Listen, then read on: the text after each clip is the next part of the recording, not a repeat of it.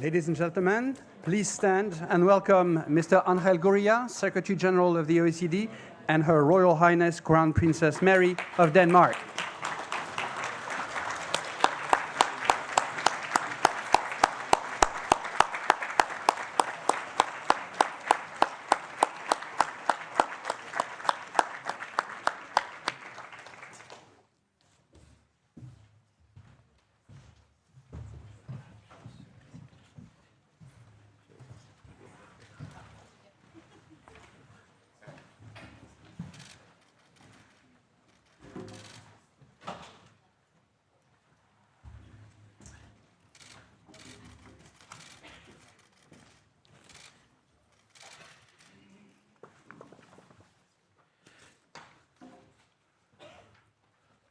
Royal Highness, Excellencies, colleagues, dear friends, it's a great pleasure to welcome you to the OECD for the 2018 Global Forum on Development.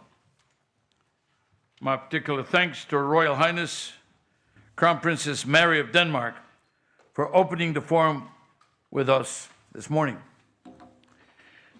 Putting people at the center of economic development lies at the core of OECD's efforts. And of the coal set out in the 2030 agenda to leave no one behind. For several years now, we've been deepening our understanding of multidimensional well-being and its determinants. We've been doing this through our Inclusive Growth Initiative. It was the answer to the diagnosis about the fact that the world was becoming more unequal, that inequality was growing, and of course, the crisis had propelled the inequality. So the answer was the Inclusive Growth Initiative. Of the world's 7.6 billion people today, more than 4 billion are more likely to be at a disadvantage in terms of health, education, or economic opportunities, simply because they are young or because they are a woman or both. Young people in developing countries are 3 times as likely as adults to be unemployed. Women account for 50% of the global working age population, but generate only 37% of the global wealth, since they are more likely than men to work in low productivity and low wage sectors. And when women work, it is often part-time or when they're paid less. In fragile and conflict-affected settings, both youth and women face greater challenges to accessing opportunities. A growing body of evidence shows that these and other inequalities harm our economies. So they're wrong ethically, they're wrong morally, they even are rather explosive politically, but they also harm our economy. For example, the cost of young people not in employment, education, or training, so needs. In the case of emerging economies, take the case of Vietnam, can be as high as 2.5% of GDP. That's an enormous amount. According to recent estimates, discrimination against women in laws, social norms, or practices cost the global economy an estimated $12 trillion per year. Conversely, allowing women to play the same role as men in labor markets could add $28 trillion to global growth by 2025, which is just around the corner. So the potential is enormous.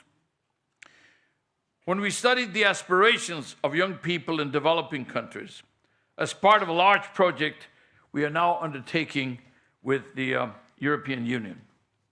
We found that they just want a decent life, don't we all? To be able to make their own choices, to succeed. Yet for many, the gap between the aspirations and the realities of the labor market is still too large. In many emerging and developing countries, economic growth simply creates too few quality jobs.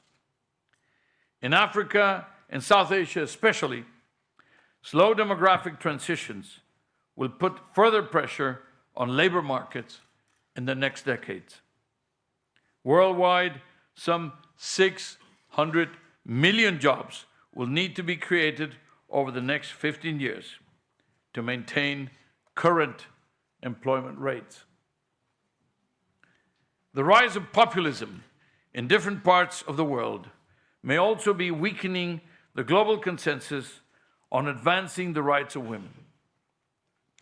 In some places, women's rights, including sexual and reproductive health rights, have taken a major step backwards. And in no country in the world, including OECD member countries, have we succeeded in removing all legal discriminations in both private and public spheres. Our social institutions and gender index is the CIGI, what is it, Mario? CIGI, very good. The CIGI, the Social Institutions and Gender Index. We're talking about this with you, Royal Highness. It shows this very clearly. This is not intuitive. This is not out of a few observations. This is the result of research.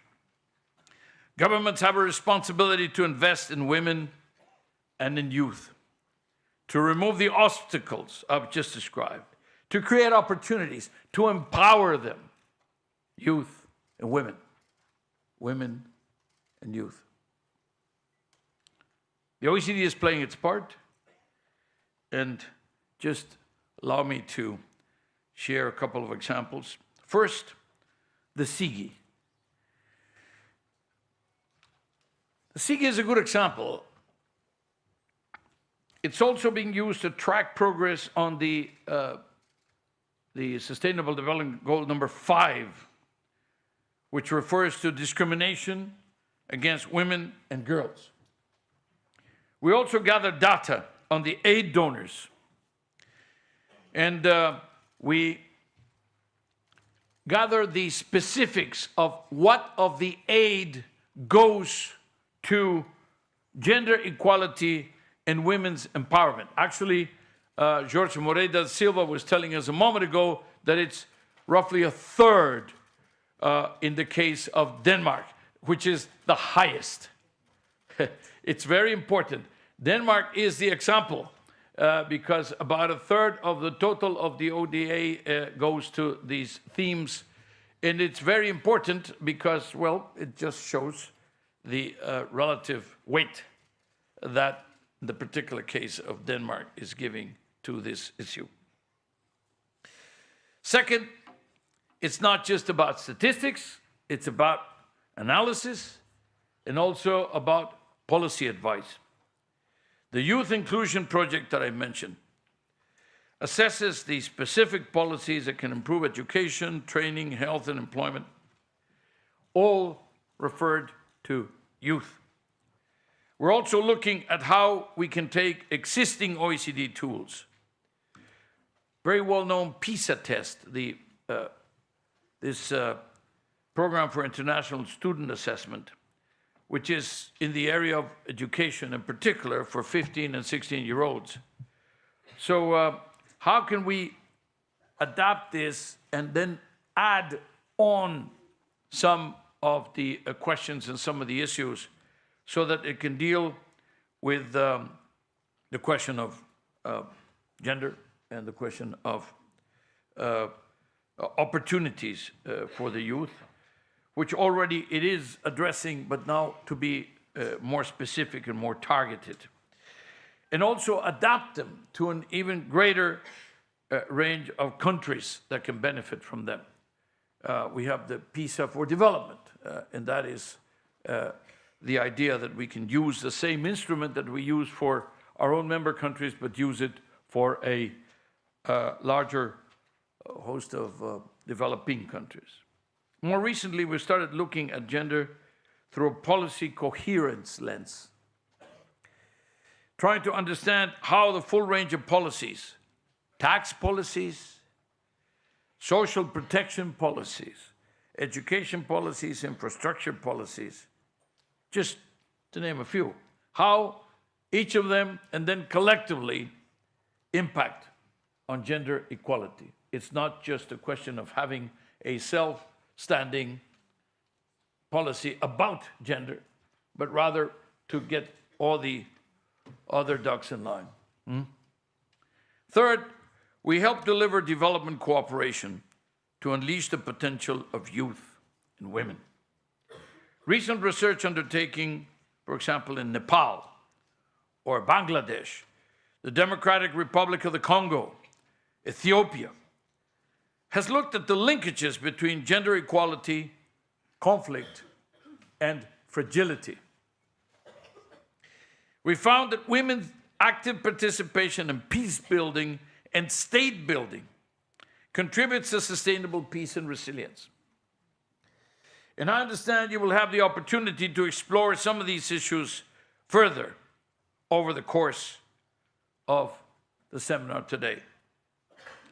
We've also been working closely with countries through our MENA, the Middle East and North Africa regional program, to look at how young people, and young women in particular, in the region engage in public life.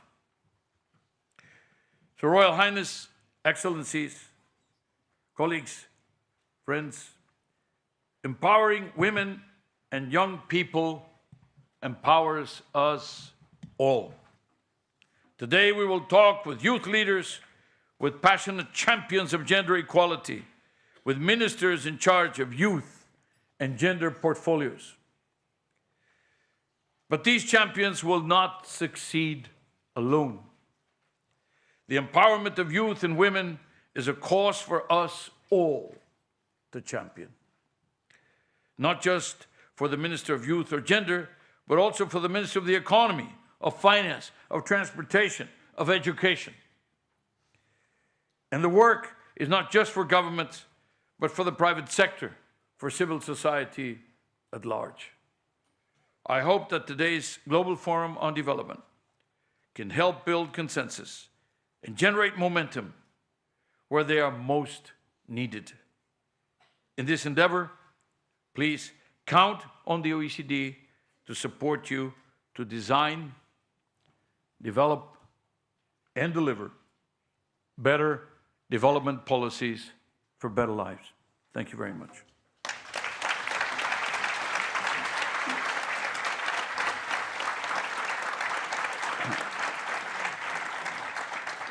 Thank you, dear friends. And now I'll give the floor to Her Royal Highness, Princess Mary, please.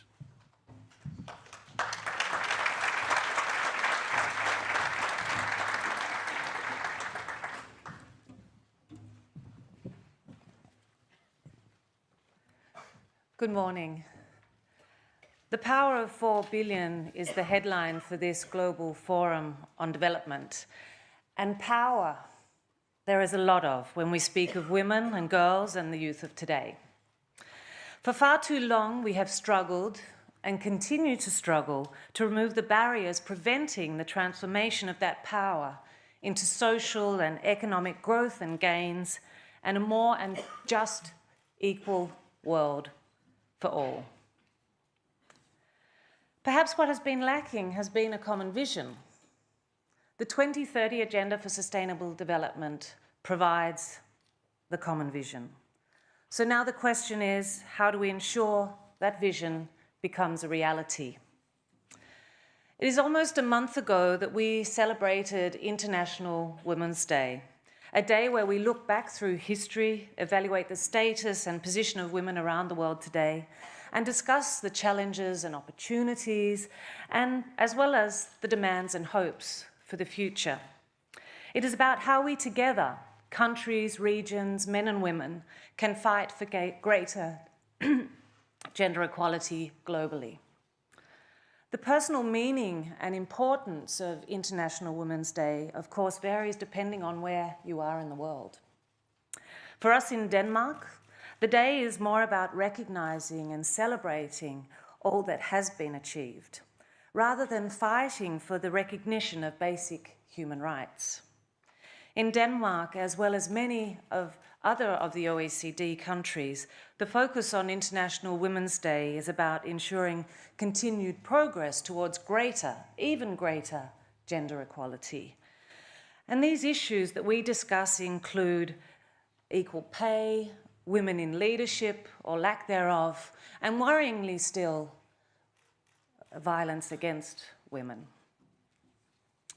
However, in still too many parts of the world, the 8th of March has a completely different meaning. It is about fundamental human rights. It is about a girl having the same opportunity to survive and thrive as a boy, that she can access education and health, that she can choose if and when and with whom she wants to marry and have children with. It's about universal access to sexual and reproductive health and rights, and that she can live her life free of violence, and that she can be financially independent and can own her own land or business. Lack of equality on a global scale means that every day 39,000 girls are forced into marriage, that 49 countries still lack laws that protect women from domestic violence, that only 23.7% of world parliamentarians are women, and only 8% are business leaders, that 95% of the world's heads of state are men, and that although women work 2/3 of the world's workable hours, they only earn 1/10 of the world's income. So regardless of what International Women's Day means for you personally, we cannot deny that globally there is still a long road to be travelled from securing women's and girls' fundamental human rights to recognising and benefiting socially and economically from the empowerment of women and girls. I have said repeatedly, equality is, according to my conviction, the single most important thing we can do to improve the world. Gender equality and the empowerment of women and girls will create some of the greatest opportunities of our time.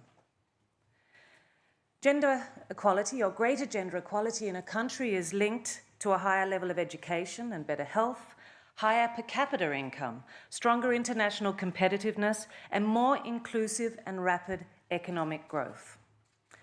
An often quoted number, and it was just quoted before, is the 28 trillion US dollars that would be added to the global annual GDP by 2025 if women had the same opportunities and rights as men.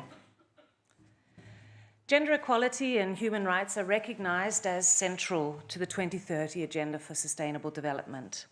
Gender equality is a goal in its own right and is seen as an accelerator for progress across the entire agenda. In the view of UN Women's Executive Director, the adoption of the agenda in 2015 was a global victory for gender equality. Another factor that is fundamental to having any chance of achieving the global goals is the involvement and leadership of youth in the implementation, monitoring, and accountability of the global goals. Today, roughly 1/4 of the world's population is between 10 and 24 years old. That's an unprecedented 1.8 billion young people. That presents both an enormous potential, but at the same time, an enormous challenge. Harnessing the potential of this large group will have a crucial impact on the sustainable development of our world. If we don't harness that potential, the result for the individual, the country, and the world can be devastating. Disillusion, frustration, lack of hope for one's future can lead to further social instability and even greater migration. We are already witnessing the highest levels of youth unemployment in history. An estimated 358 million young people around the world are currently not in education, employment, or training. That is more than the population of the USA and Canada combined. And at the same time, there is an increasing concern over talent scarcity. The youth population simply doesn't have the knowledge, skills, and experience to meet the demands of the current labour market. And there are not enough jobs for those that do. Youth has a central role to play. They have a duty to challenge the status quo and the strategies of today's leaders. And there is no doubt that what they have to offer is much needed. And we need to ensure that current leaders and decision makers open the door to the youth of today and work on closing the generation gap. They are, after all, the leaders of tomorrow. The SDGs express the world's promise to make the strongest possible effort to end poverty, protect the environment, fight inequality, promote peaceful and inclusive societies, provide access to justice for all, and build effective, accountable, and inclusive institutions at all levels. And that is just to name a few of the goals. The universal nature of the agenda is its strength. It applies to all countries, all peoples, and all segments of society.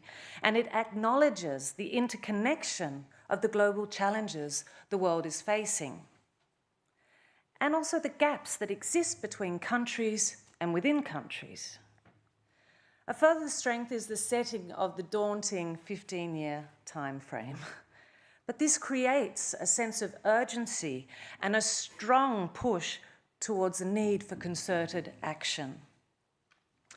No one knew when the goals were set how they could be achieved. But once the goals were set, the time to find the solutions started ticking. We are now more than 2 years into the life of the agenda, and how far have we come? I think some would answer, not far enough, or that progress is lagging. We must ensure that the momentum and the will to act that led to the adoption of the Sustainable Development Goals does not fade, but grows in strength and purpose. By now, I would hope that we have more and better disaggregated data and more uniform access to that data. Data that can be used when engaging decision makers to accelerate efforts and to support the development of policies, programs, and strategies, and of course, measuring change. That countries have a clear understanding, also backed up by data, of where they stand in relation to the 17 global goals.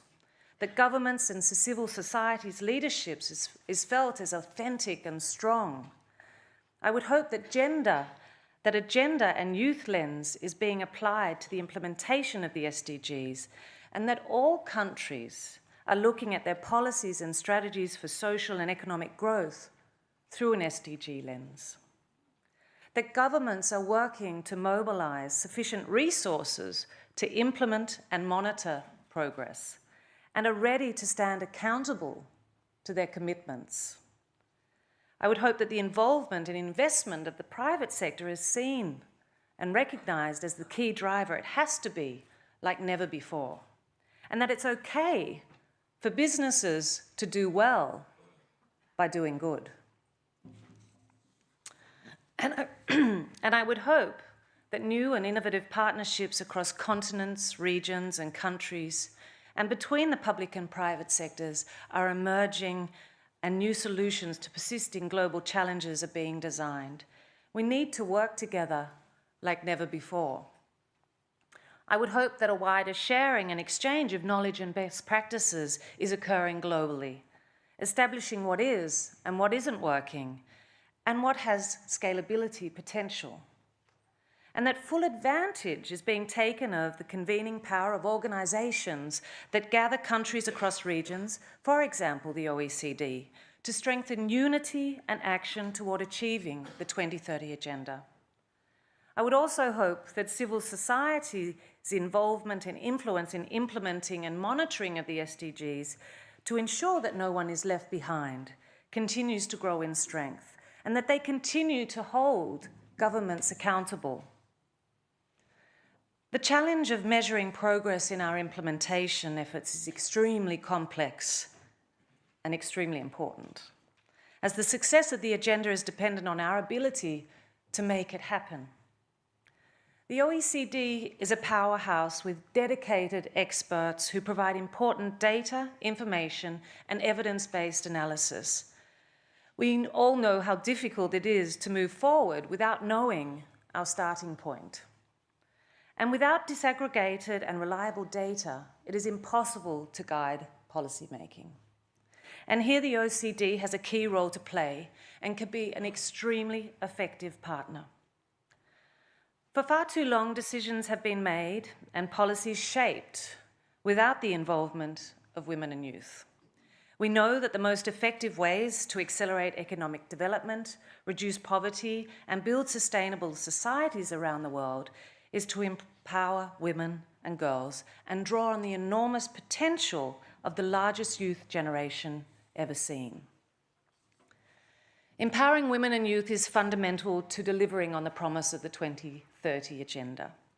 I would like to urge the OECD to use its platform and expertise to help ensure that no recommendation, no policy guidance is developed without taking into account the outcomes for women and youth and the gains that can be derived from their empowerment. Now it's up to each and every one of us in the individual role that we have to strive toward effective and meaningful implementation. And today's sessions are geared toward how. And they also give us the chance to hear and be inspired by a wide and varied group of experts and influencers. I'm very much looking forward to the next session, where a person I've had the opportunity to work with and I know shares my strong belief in the power of women and youth, Katja Iusen, a CEO of Women Deliver, will be one of the esteemed panelists. The last expression of hope I would like to leave you with is that this global forum will take us one more step toward breaking down the barriers that are preventing the full power of 4 billion from being the agents of change we all know they are. Thank you.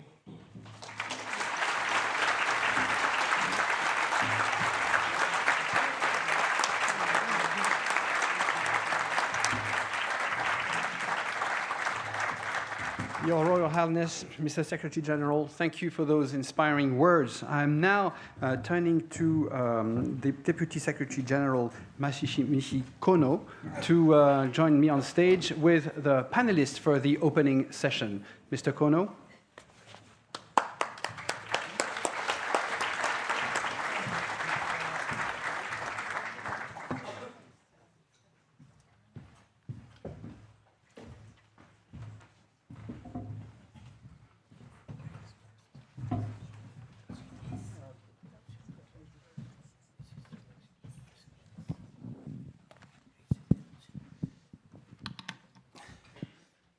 So, merci beaucoup, Henri Bernard. Thank you very much, Henri Bernard. Very much for coming today. I have the great honor of introducing the first panel. My name is Masashimichi Kono, Deputy Secretary General. Since last August, I'm still very new. But what a wonderful way to start an extremely important and interesting debate today. We had the privilege of having Her Royal Highness Crown Prince Mary of Denmark, and we also heard from the Secretary General not just the importance of the issue, but the seriousness. And today, of course, we have this global forum focused on the power of 4 billion. Now, 4 billion is more than half the world's population. How can the majority not be at the center of policy or the economy of the society? I would like to know. And we would like to know what to do about it, what is lacking. So may I introduce our first speaker is Ms. Cornelia Richter, Vice President of the International Fund for Agricultural Development in Rome. At IFAD, Ms. Richter is responsible for the strategic direction to the institution, promoting corporate approaches and solutions. She previously served as Managing Director of the German Development Agency and has extensive experience across a range of fields in international cooperation. So we are truly delighted to have her here today. Thank you very much. And without further ado, I would like to give you the floor.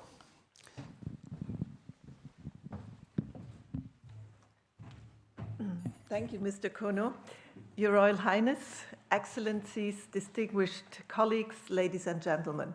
It's a great honor and pleasure for me indeed to address this seminar here of OECD, and I can only congratulate OECD for organizing this important topic because I feel it comes at the right stage of time. This year, we are witnessing the power of women and of young people to bring about change. The women who are speaking out against social cohesion and inequality, and the young people who have galvanized a nation and the world against youth violence, gun violence, and are an inspiration to all of us. But missing from the marches and the rallies are the 1.7 billion women and girls who live in rural areas of developing countries and the young people under the age of 25 who call these rural areas home. They live in remote communities, down dirt roads, far from their capitals and out of sight of mainstream media. And often they face greater inequalities and greater injustices than their urban counterparts. Rural women too often lack authority in their homes, control over their finances, a voice in their communities, and in too many cases, even autonomy over their own bodies. Rural youth are 2 to 3 times more likely than adults to be unemployed. More than 200 million are among the working poor, and roughly 600 million live in fragile situations. These rural women, girls, boys, and young people must not get left behind. My agency, the International Fund for Agricultural Development, has made the empowerment of women and youth a priority. For 40 years, IFAD has pursued its mandate to combat rural poverty and hunger. We've seen that investing in women enhances the impact of all our projects. Women now make more up than half of all our project participants. Gender is mainstreamed in all of our projects, along with climate, environment, nutrition, and youth employment. These issues are very critical to achieve the Sustainable Development Goals. We've come to realize that the rights of rural women to fully participate in all spheres of society, whether economic, social, or political, must be regarded as an end in itself. This means addressing the root causes of gender inequalities, including gender-biased norms, attitudes, discriminatory practices. It requires working at all levels, at the household level, at the community level, at the national level, and making it a government issue at the highest authority. And we've learned from experience that empowering women means including men in the process. In an IFAD-supported project in Ethiopia, for example, we found that interventions failed because we didn't perceive social and gender dynamics at the right stage of time. But where women and men worked together in farmers' organizations and decision-making, these processes were not longer dominated by men. One innovative technology and technique for addressing such issues we call household methodology, and IFAD is quite proud in applying it in most of its newly started projects nowadays. We started with this approach in 2009 in Uganda, and by July 2017, these methodologies were planned or being implemented in more than 28 countries. The approach involves having women and men work together to develop a shared vision for family goals. In Uganda, household methodologies have been used particularly to reach out to the poorest families and ensure that they are included in development activities. Over 20,000 households saw a range of benefits. Women and men began taking literacy classes, using health services, and joining saving groups. Joint land titling between women and men became common. Women spoke up at home and in the community, and rates of domestic violence fell dramatically. The need to look at social norms and the community as a whole is part of IFAD's holistic approach across the regions where it works. In Nepal, for example, patriarchal norms continue to keep women at home and limit their mobility and economic opportunities. The Rural Women's Leadership Program worked to build the capacity of rural women to affect policies and take advantage of development opportunities. However, engaging men in building acceptance of women's leadership was also key. So women leaders identified potential male advocates, and they were included in training activities. Young rural people are also disadvantaged. Inequality and lack of opportunity means that many rural communities lose their most precious resource. They're young people who migrate to cities or abroad searching for opportunities. This is because agriculture is not attractive, not remunerative, is hardworking, and lacks of social recognition. Yet research indicates that young people who can get access to good education and decent employment can choose to stay in rural areas. Making migration a choice and not a necessity is indeed the motto of some of our rural operations. Farming and related business can offer decent work and hope to tens of millions of young people entering the job market today. This is why IFAD is sharpening its focus on youth. In our next funding period, 2019 till 2021, we are targeting a dramatic increase in the number of young people trained in income-generating activities or business management, from 120,000 to 3.2 million people. We know that young rural people need access to resources, finance and education to achieve their potential. They need modern technology to help make agricultural work less backbreaking in developing countries. And they need training so that they can develop modern agribusiness that offer worldwide careers. In Mali, for example, the l'entrepreneuriat des jeunes ruraux project is focused exclusively on youth to create a new generation of entrepreneurs. Young people, both boys and girls, are included at every step, from project design to participating in supervising even missions. To receive funding and training, young people must first reflect on what they want to do and to design their own project. Altogether, young people are able to access about 20,000 apprenticeships and trainings, including literacy courses and vocational education. Ladies and gentlemen, at a time when inequality and conflict is on the rise, and when multilateralism and institutions in general are under attack, we must remember that change can also be a positive power. An empowering people-centered development model can ensure that no one is left behind.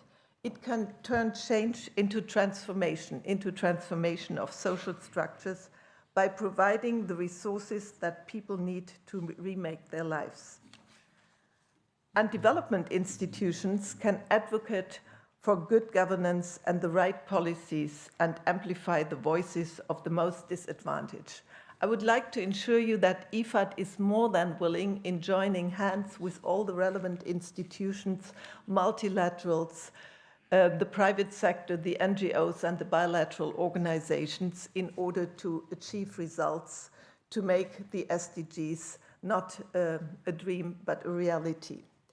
Development is not a gift, it is not charity, it is a responsible to enable people to empower themselves. Thank you.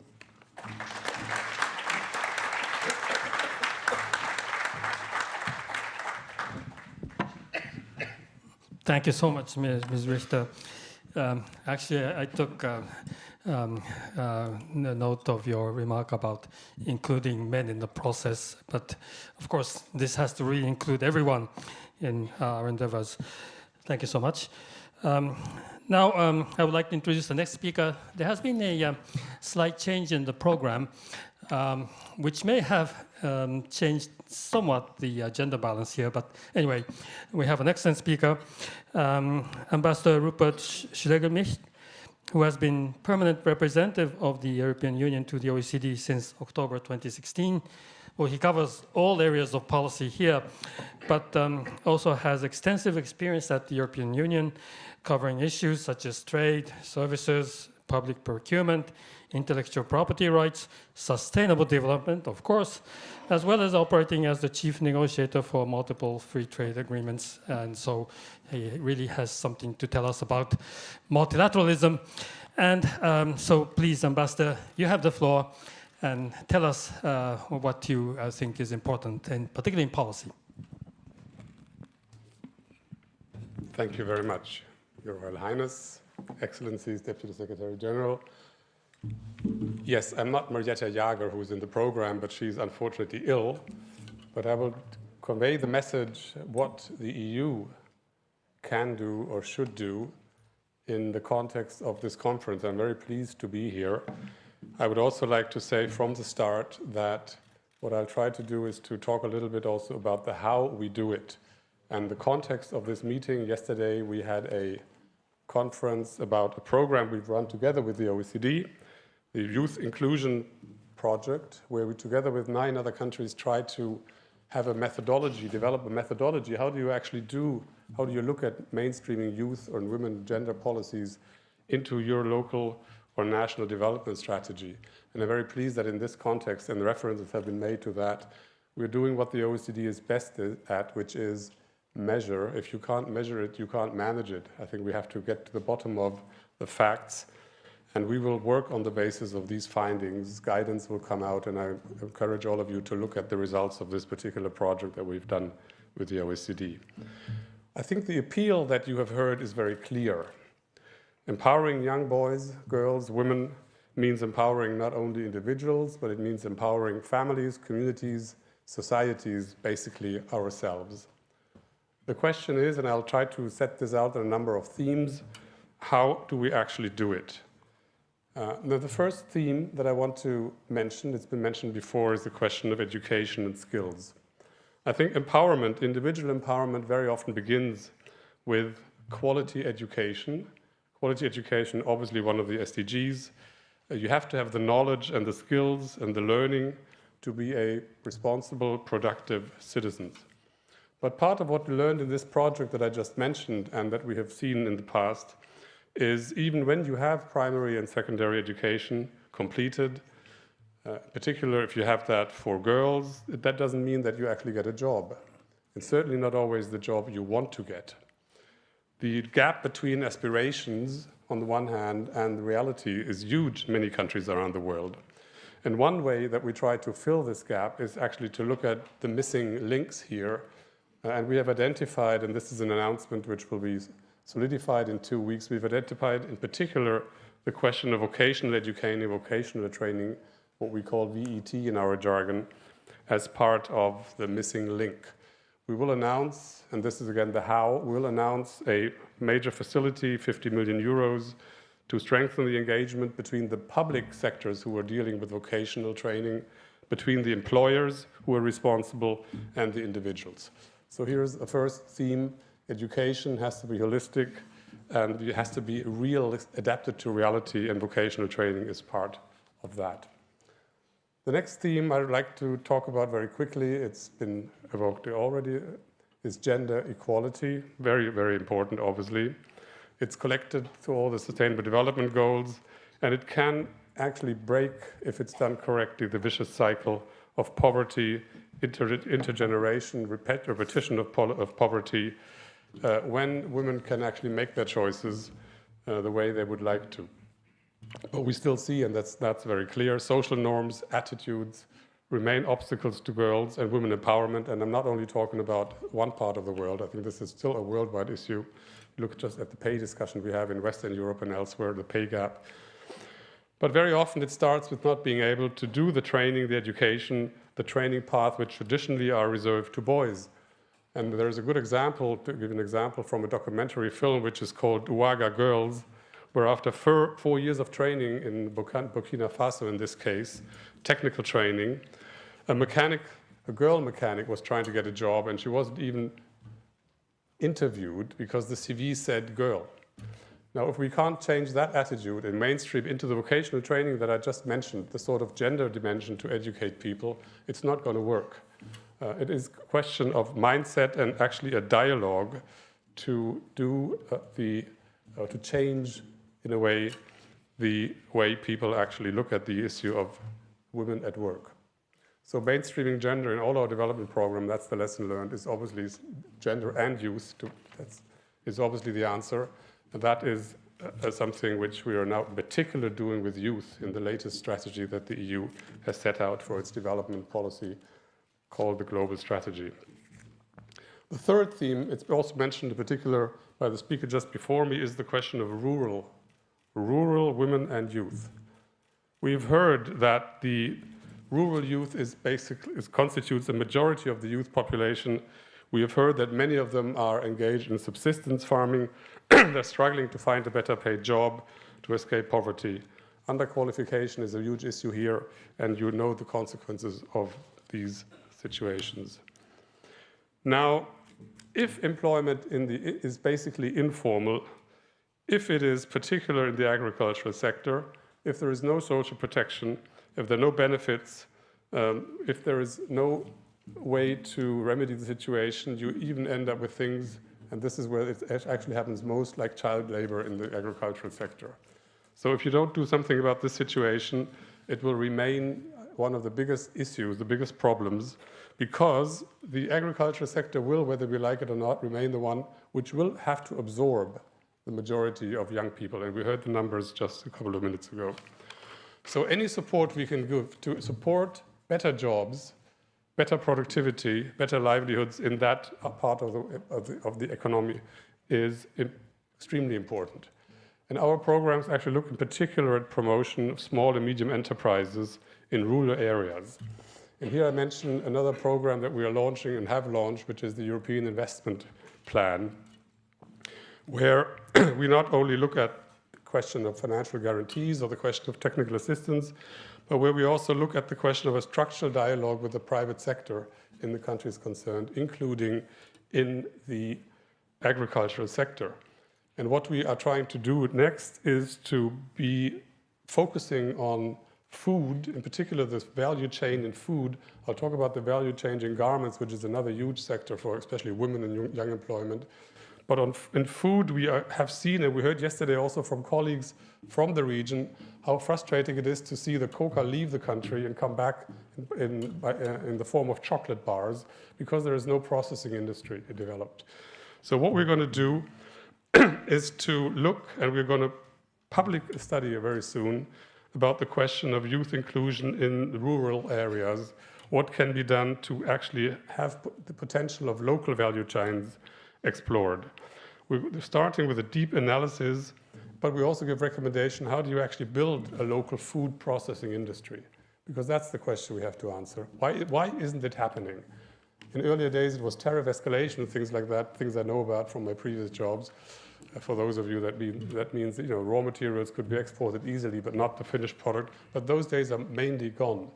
It's more a question of finding the right tools to build up an industry investment climate, capital, but also education. It comes back to education again. So here we are trying to build on the experiences from our project and focus in particular on the rural areas. We will also continue to work on the other issues which are important for rural girls and rural women, which is essential services. It has been mentioned before, health, what to do in case of early pregnancies, which is still a huge issue in the rural areas, how to prevent that no choices are given in family planning, how to do better on education, and to reach out not only to the cities where these things slowly develop, but also to the rural areas. I'd quickly like to touch another theme, which is very, very important for us in the EU, and this is the question of violence against women and girls. Again, this has been mentioned. This is actually a basic human rights issue. We see that violence against women and girls is still widespread in the world. It's persistent. It's a barrier, of course, against women's self-esteem, empowerment, and well-being.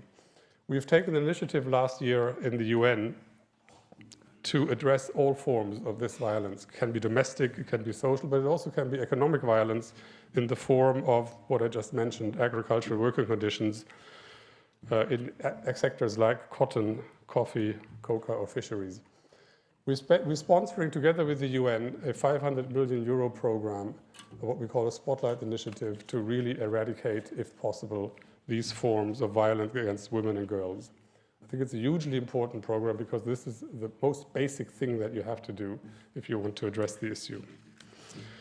And the last theme I quickly want to address is the question of value chains or decent work outside the rural sector.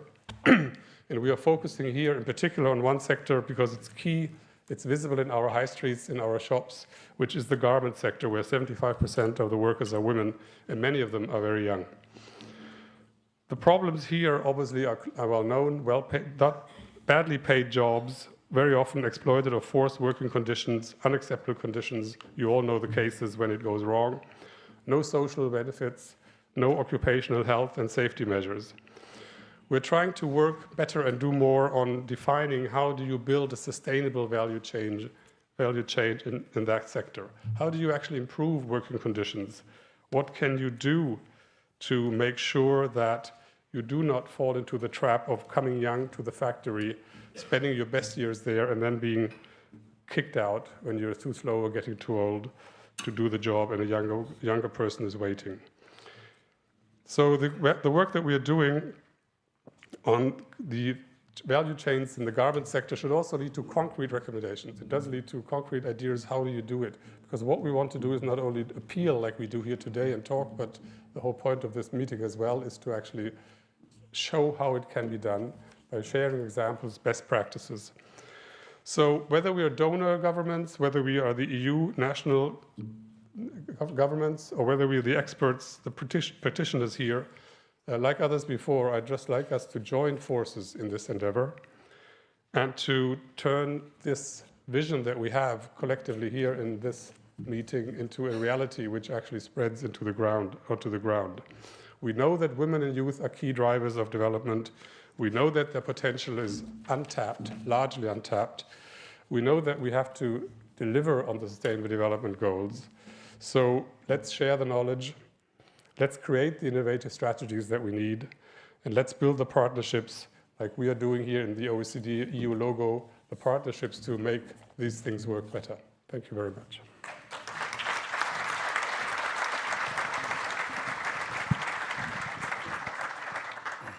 Thank you very much, Ambassador, and thank you for explaining to us the European efforts, European outreach activities, but I think you will agree that this cannot stay just in Europe. We will have to have a global debate, and that is probably a nice way of now turning to our last speaker, last but not least, of course.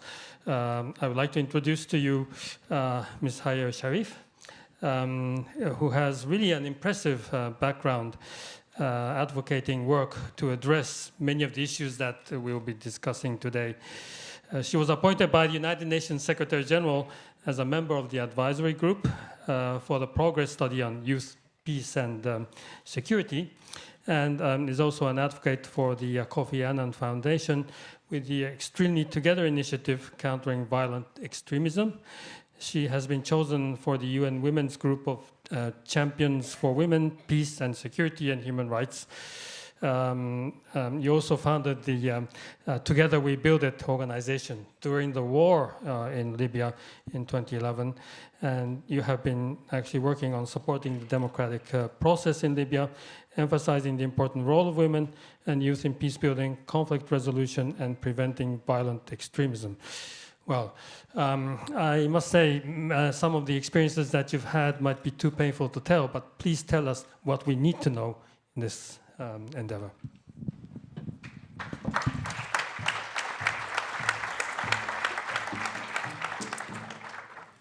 Well, thank you very much for telling me explicitly to tell you what you need to know. Excellencies, I know today is about the way forward. We are here today to discuss how can we ensure that the 2030 agenda will literally leave no one behind. But to be honest, I'm also here for another reason. I'm here to remind you of the world outside of these walls, a world that is perhaps way far away from here. I want to remind you of a world that maybe not all of us know about, not all of us lives in, but we all have the responsibility to reshape and make it better. The world outside of these walls, at least this is my world, it's a world where there is millions of people who can't distinguish between the sound of a thunder strike and the sound of an earth strike, where rain and snow are limited to their seasons, while bombs and ammunition fall all year round. A world where young people's life and dream for a peaceful life, it starts at the shore of the Mediterranean Sea, but often ends even before reaching the other side. A world which is simply becoming more and more violent. Today, and just a few seconds earlier, I was introduced to you in my capacity as an activist and all the work I do for development and peace building, especially in Libya, my country.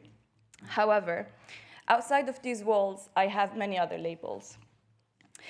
Just because of my identity, I'm considered a potential extremist in the eyes of many societies.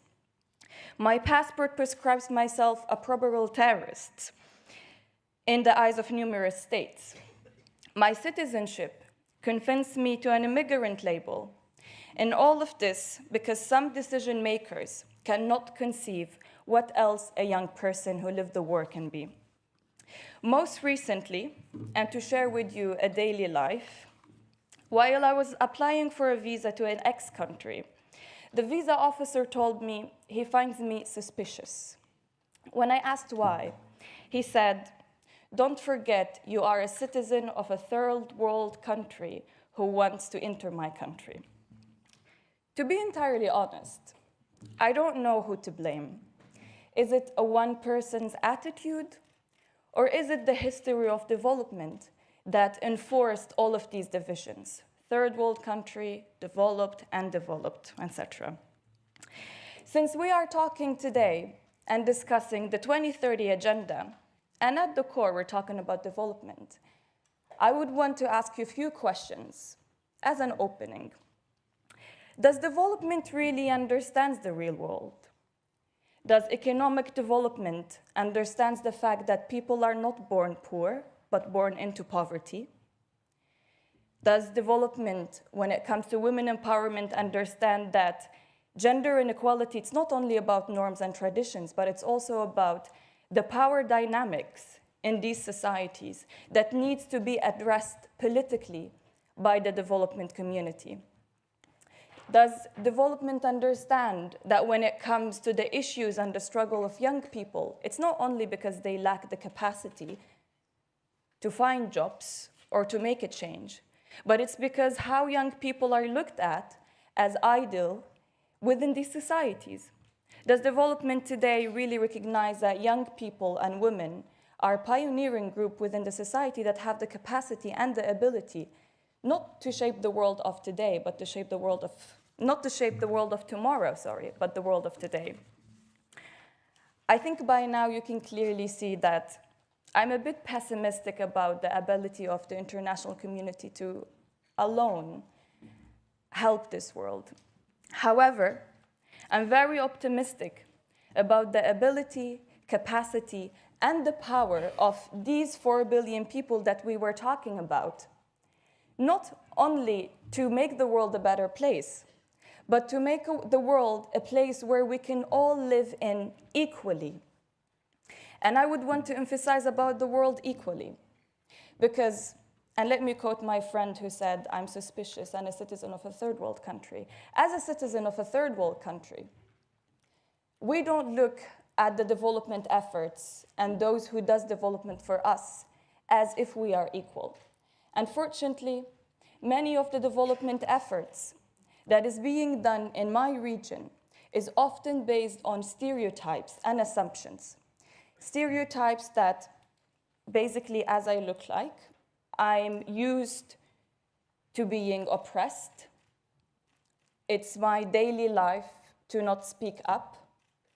And when these development projects come in and these interventions come in on these bases, then they are really missing the opportunity that us as young women have in these regions, because we are doing our part. But then on the other hand, does the international community doing their part in the way it should be done? I want to leave you today. I'm not going to leave you because I'm going to speak at the closing session, so you will again hear this other pessimistic voice. But just to start with today,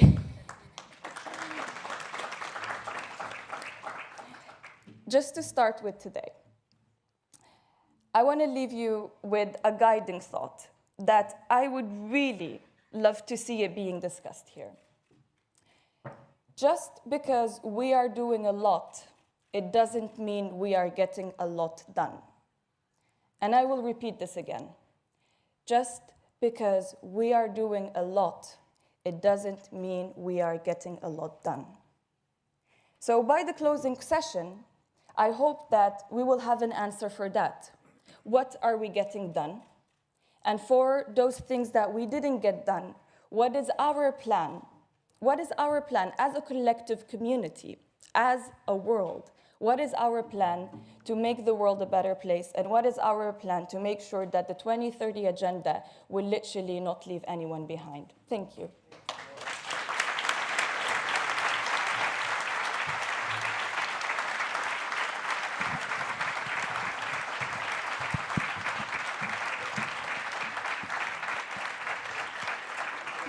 Thank you so much for that that message that really comes to our hearts.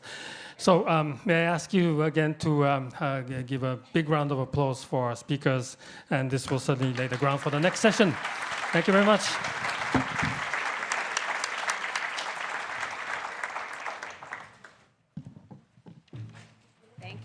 Thank you, Deputy Secretary General Kono, and to all the panel. Thank you very much. We appreciate it. We'd like now to invite the next incoming panel. We'd like to ask Gabriel Ramos, the OECD Chief of Staff, Sherpa to the G20, and all the panelists to please come forward.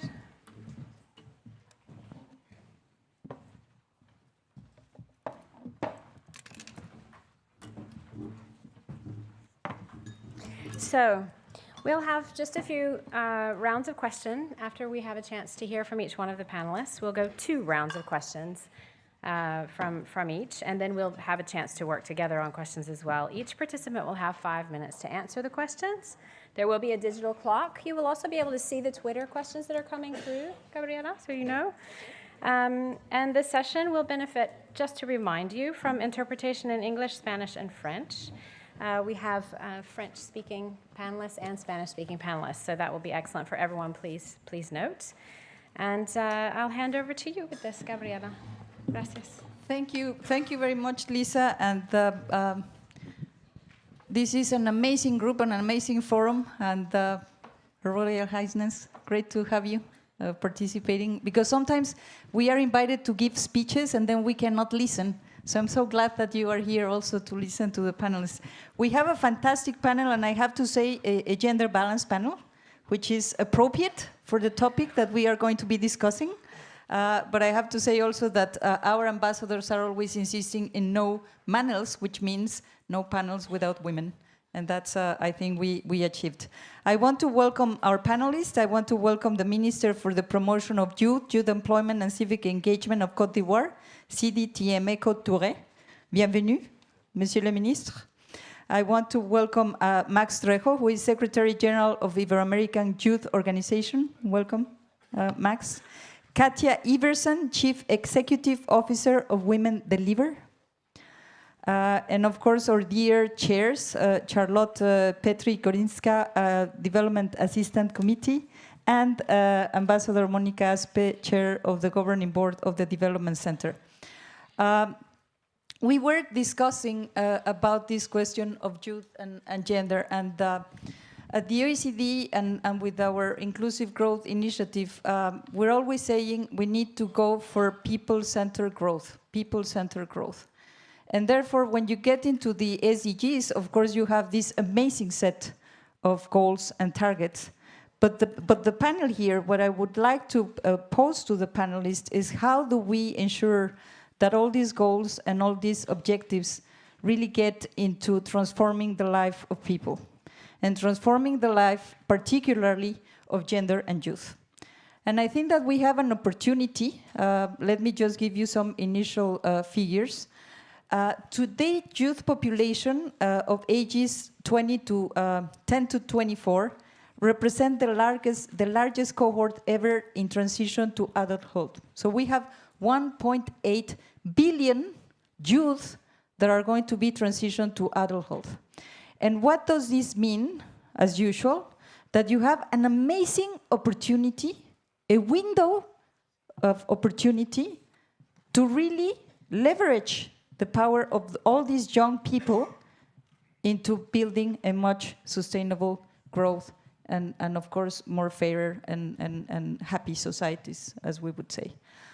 And the same we have said for women. I think that, Katia, we were saying we have built a very good narrative of why women empowerment matters. Not only the moral or the ethical imperative, but the economic case. The business case of how can you just miss the chance of taking advantage of all the talent of women. Now, we are in the Global Development Forum, of course, and here the point is to talk about the challenges of developing countries. The vast majority of this largest cohort of youth, 88%, live in developing countries, and 60% live in Asia Pacific. So the question is, we just not need to act now. Over the next 15 years, we will need to create 600 million jobs if we really want to face the challenge of these young people entering into the labor market. But then the real question begins, no? Do they have access to the quality education? We know that in Niger, only 24% of youth are literate. So still a challenge. Basic education not yet there. Then we have the skills mismatch among young people in some countries, 80% in Côte d'Ivoire, 70% in Cambodia, 50% in Vietnam and Jordan. And then we have the question of informality, which is a fact. Many of these young people working in very dire conditions. I'm proud to say that the G20, I'm the Sherpa to the G20 from the OECD, we agreed in the Turkish presidency to reduce the number of youth in vulnerability by 15% in 2025.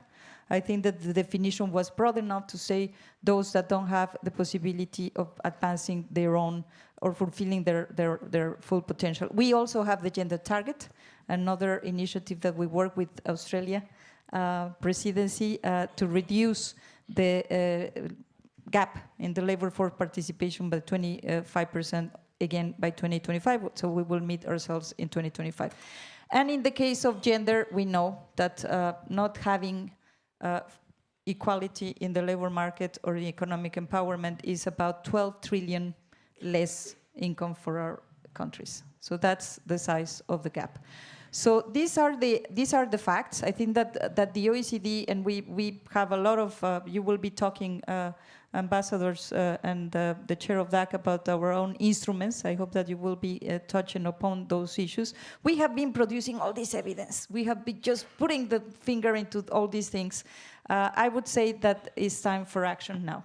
And it's time for really get into the policy levers. This is the name of the panel: policy levers to advance the case of youth and women in the context of the SDGs. And we would say, I was talking with the panelists before joining you, and the fact is that if you go to the vulnerable of the vulnerable, youth has also a women face, girls. And how do we really get very focused into girls' reality? Now, as I said, we have a fantastic panel because the minister has been a great advocate of youth issues for many years. He has held several roles in central government in charge of youth issues. And previously, he founded the Young Liberals Organization of Côte d'Ivoire and was also president of the Organization of African Liberal Youth. Max Trejo, he is a technological entrepreneur who is committed to young people and bringing together entrepreneurship, politics, creation, and innovation. You were awarded the 2009 prize of National Youth Award of Mexico for promoting the position of young people as players in political and democratic culture. Katja Iversen, the Chief Executive Officer of Women Deliver. You are an internationally recognized expert on development, advocacy, and communications with over 25 years of experience in NGO, corporates, and UN agencies.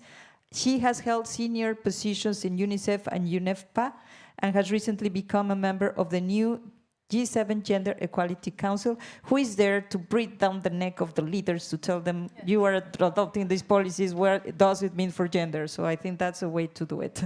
As I said, our dear chair of the Development Assistance Committee, Charlotte Petri-Godinska, prior to this role, she was Director General of the Swedish International Development Cooperation Agency, and has also been Secretary of Save the Children International and Undersecretary of the Swedish Red Cross. And she is a major advocate to try to advance this development agenda with the support of the business sector. And I think that's a very important point, because if you are going to promote the jobs and quality jobs, you need the business sector.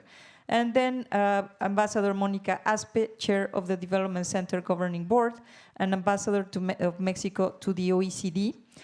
She was Mexico Vice Minister of Communication, and during her tenure, she promoted the implementation of the 2013 telecommunications reform towards achieving universal access to telecommunication services in Mexico, and led the international context of a network to provide services to more than 100 million Mexicans. Quite an achievement.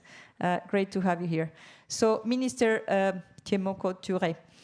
The OECD, with the support of the European Union, has this project, Youth Inclusion Project, that has been implemented in Côte d'Ivoire. And we would like to hear from you, because this looks at a question of education, health, employment, civic participation, but also it looks at the challenge of quality of employment, because as we know, in your country, 93% of youth work on informality. Rural youth and young women are also affected. So what are the policies, Minister? How do we really ensure that they work, and what is the implementation challenge?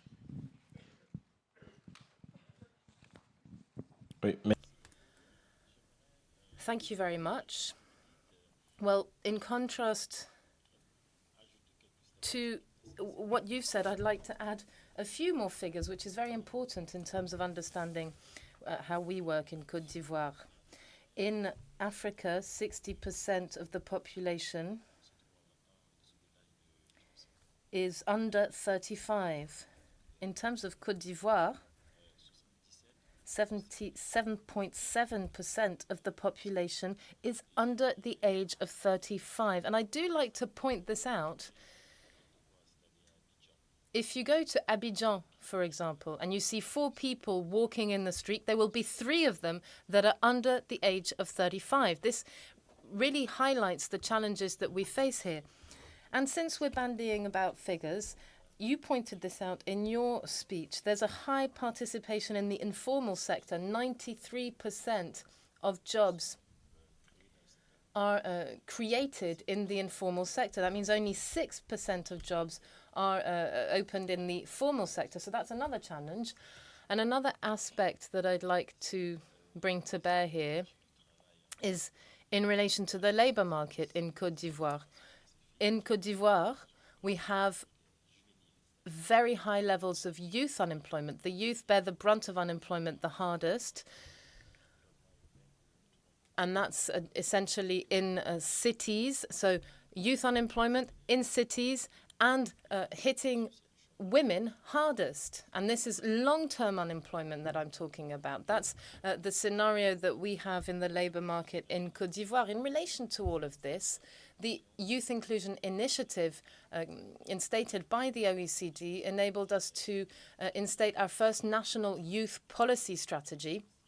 And we have 5 pillars on which we work on this. We have empowerment as one pillar. We think it's important to ensure that youth members of that category take part in all the initiatives that are rolled out for them, for employment, for integration into the workplace.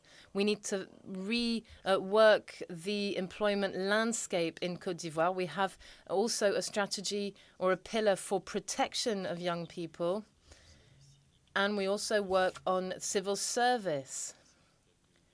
And in that context, we work on different aspects like volunteer services, which also leads to job, and it also enables young people to take part in building their communities. And the last strategy is a coordinated strategy, which we've rolled out in all the other ministerial departments. It's important to really understand that young people are in all the sectors.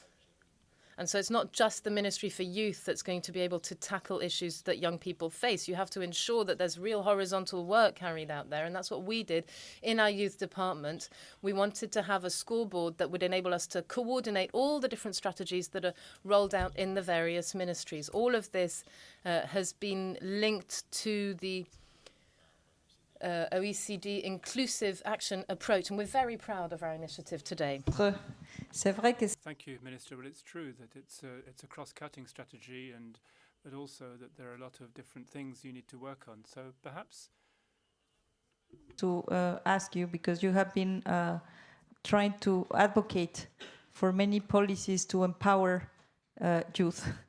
It would be great if you could share with us how would youth would like to be empowered? What are those policies? What works? And how do you do this an issue that is not only a government issue, but also that incorporates the private sector and many other actors that need to be conscious about this challenge? Muchas gracias, querida y admirada Gabriela. thank you very much, Grandia. Thank you very much. But everybody speaks Spanish, no? It's very... Muchas gracias. Thank you very much, and I'd like to congratulate the OECD for having organized this and brought youth to the very center of this work. This is what we are trying to defend as a position when we work with the public sector and the private sector.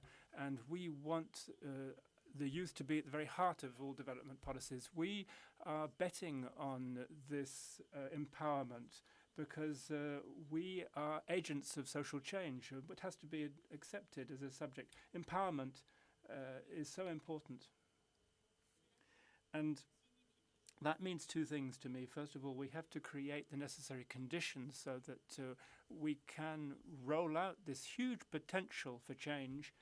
And as the title of this forum says, it's not just a question of numbers, but also of quality, innovation, inventiveness, which is, of course, so characteristic of young people. And also,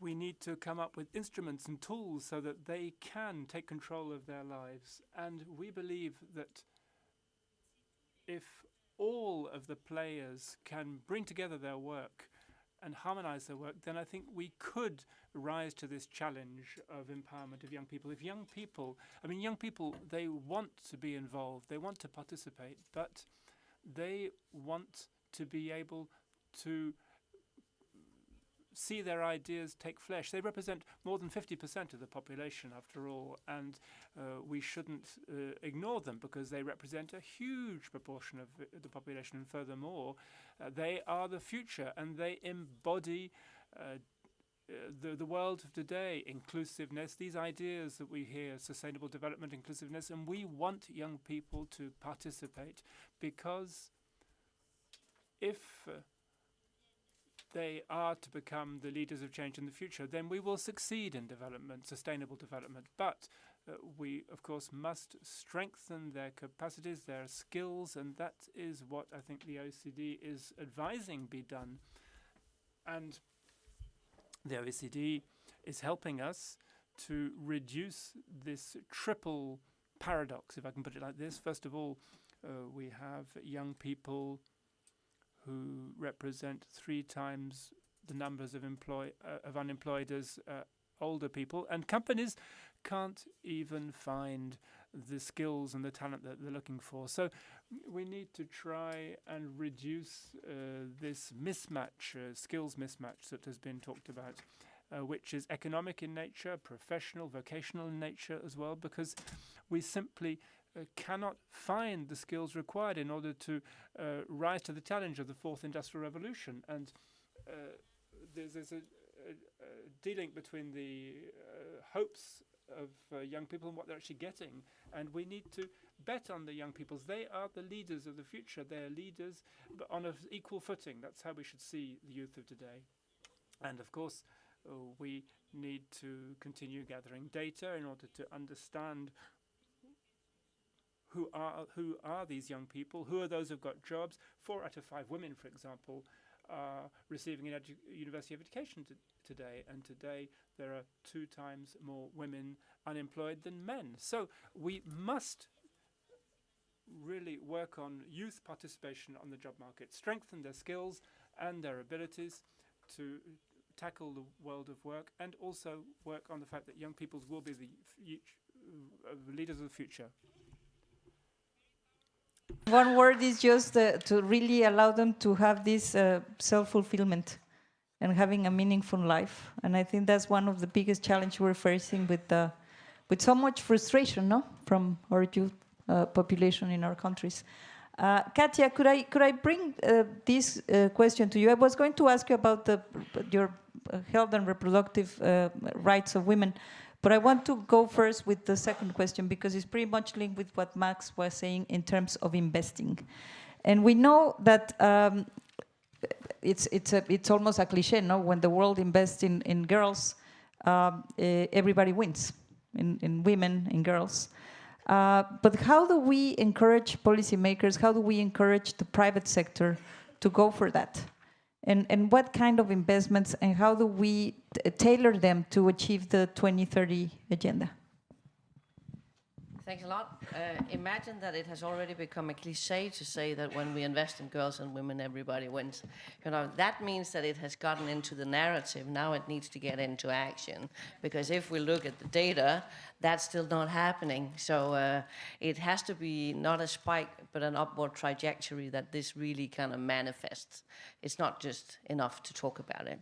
If I may just kind of riff a little bit on what my fellow panelists have been talking about, on the youth part, it goes for women as well. But if you look at young people, I hate to say that they're the leaders of tomorrow. They are also leading today. And I think we have to, if we want really have policies and action that works, we have to be the people it's about at the table, whether it's young people in policy making, in program definition, in budget managing and budget doing. And I know it's sometimes scary to invite young people in, but it has to be done. Just as you have to have women at that table and in those negotiations. It's nothing about us without us, and I think that is extremely important. When it comes to investing and what it is that we need to invest in, we are talking about political, programmatical, and financial. Because, as I said, we know that the evidence shows that it works, that there's a benefit. If you invest in a woman, it's not only she who benefits, it is the family, it's the community, and it's the whole nation. And it's a lot of money. It's not pocket change. We've heard that a couple of times. We hear that 28 trillion number go around, and I really hope it manifests soon when that is broken down on country level in developed countries as well. What is it in Canada? Is it 13% addition to GDP? If you look at the US, it's 11. If you look at India, it's way up there. So we are talking profound pocket change. So yes, there needs to be invested, and what is it that we need to invest in? And I'm actually going to just touch upon the reproductive health part, because we can talk about economic empowerment of women and girls and young people until their cows come home. If we can't decide on our own bodies and fertility, we're not going to get that education. We're not going to get that job. We're not going to keep in that job, because we spend 35 years of our life to try not to become pregnant and 5 to 7 years trying to become pregnant. So if we have kind of a 214 million women in the world who don't have access to contraception, you know what a good investment is if you want to see more women working? Well, I do. So I said, get on it. So that's one, but it of course can't stand alone. I'm involved in the G7 work with Prime Minister Trudeau and the Gender Council.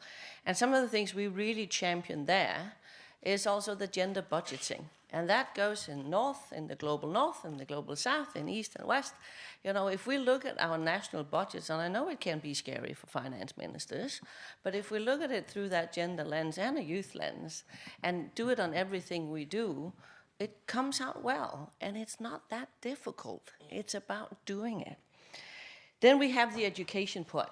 Of course, we hear the data on it, we see it. We also see, yes, we have reached parity when it comes to education, primary education, but what about the secondary? And what about the comprehensive sexuality education? If we don't know our bodies, if we can't decide on them, if we don't know how to negotiate it, if we don't have that knowledge, that's also somewhere where we gotta go. Data, disaggregated, gender, youth. Again, if we don't know where people live, if we don't know how old they are, we can't define their needs and we can't make the programs. So that's just kind of, when you invest in girls and women, there is that ripple effect and everybody wins. Hashtag OECD GFD. But it needs to be concrete and it needs to be fast. Thanks. Thank you, Katja. It's true that when you get into women, it's really breaking out all these obstacles and barriers and that go against gender economic empowerment. Let me just tell you that the OECD, and this is about the OECD countries, but we have the gender strategy, and it's about economic empowerment. So we go for employment, education, entrepreneurship. And then when we ask our countries 5 years after the strategy, what do you think should be a priority for gender? And these are the most advanced economies. You know what they said? Violence against women. 3 out of 4 women facing violence around the world. 2 out of 4 in the OECD countries. It's true. I think you just really need to get into the nitty-gritty to make it work. Charlotte, the global development community has identified women economic empowerment as part of the core of the SDG. We have heard from the previous panelists, these are transversal agendas. So it's fine to have one goal for gender, but it should really go across all of the other SDGs. But let our audience know what the donor community is doing to implement these communities, and with the gender and youth angle, if you can. Thank you very much, and thank you, Katja, for being such a great advocate.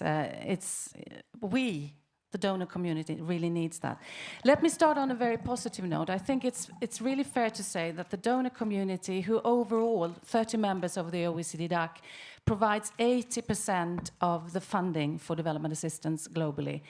Since 2010, we are on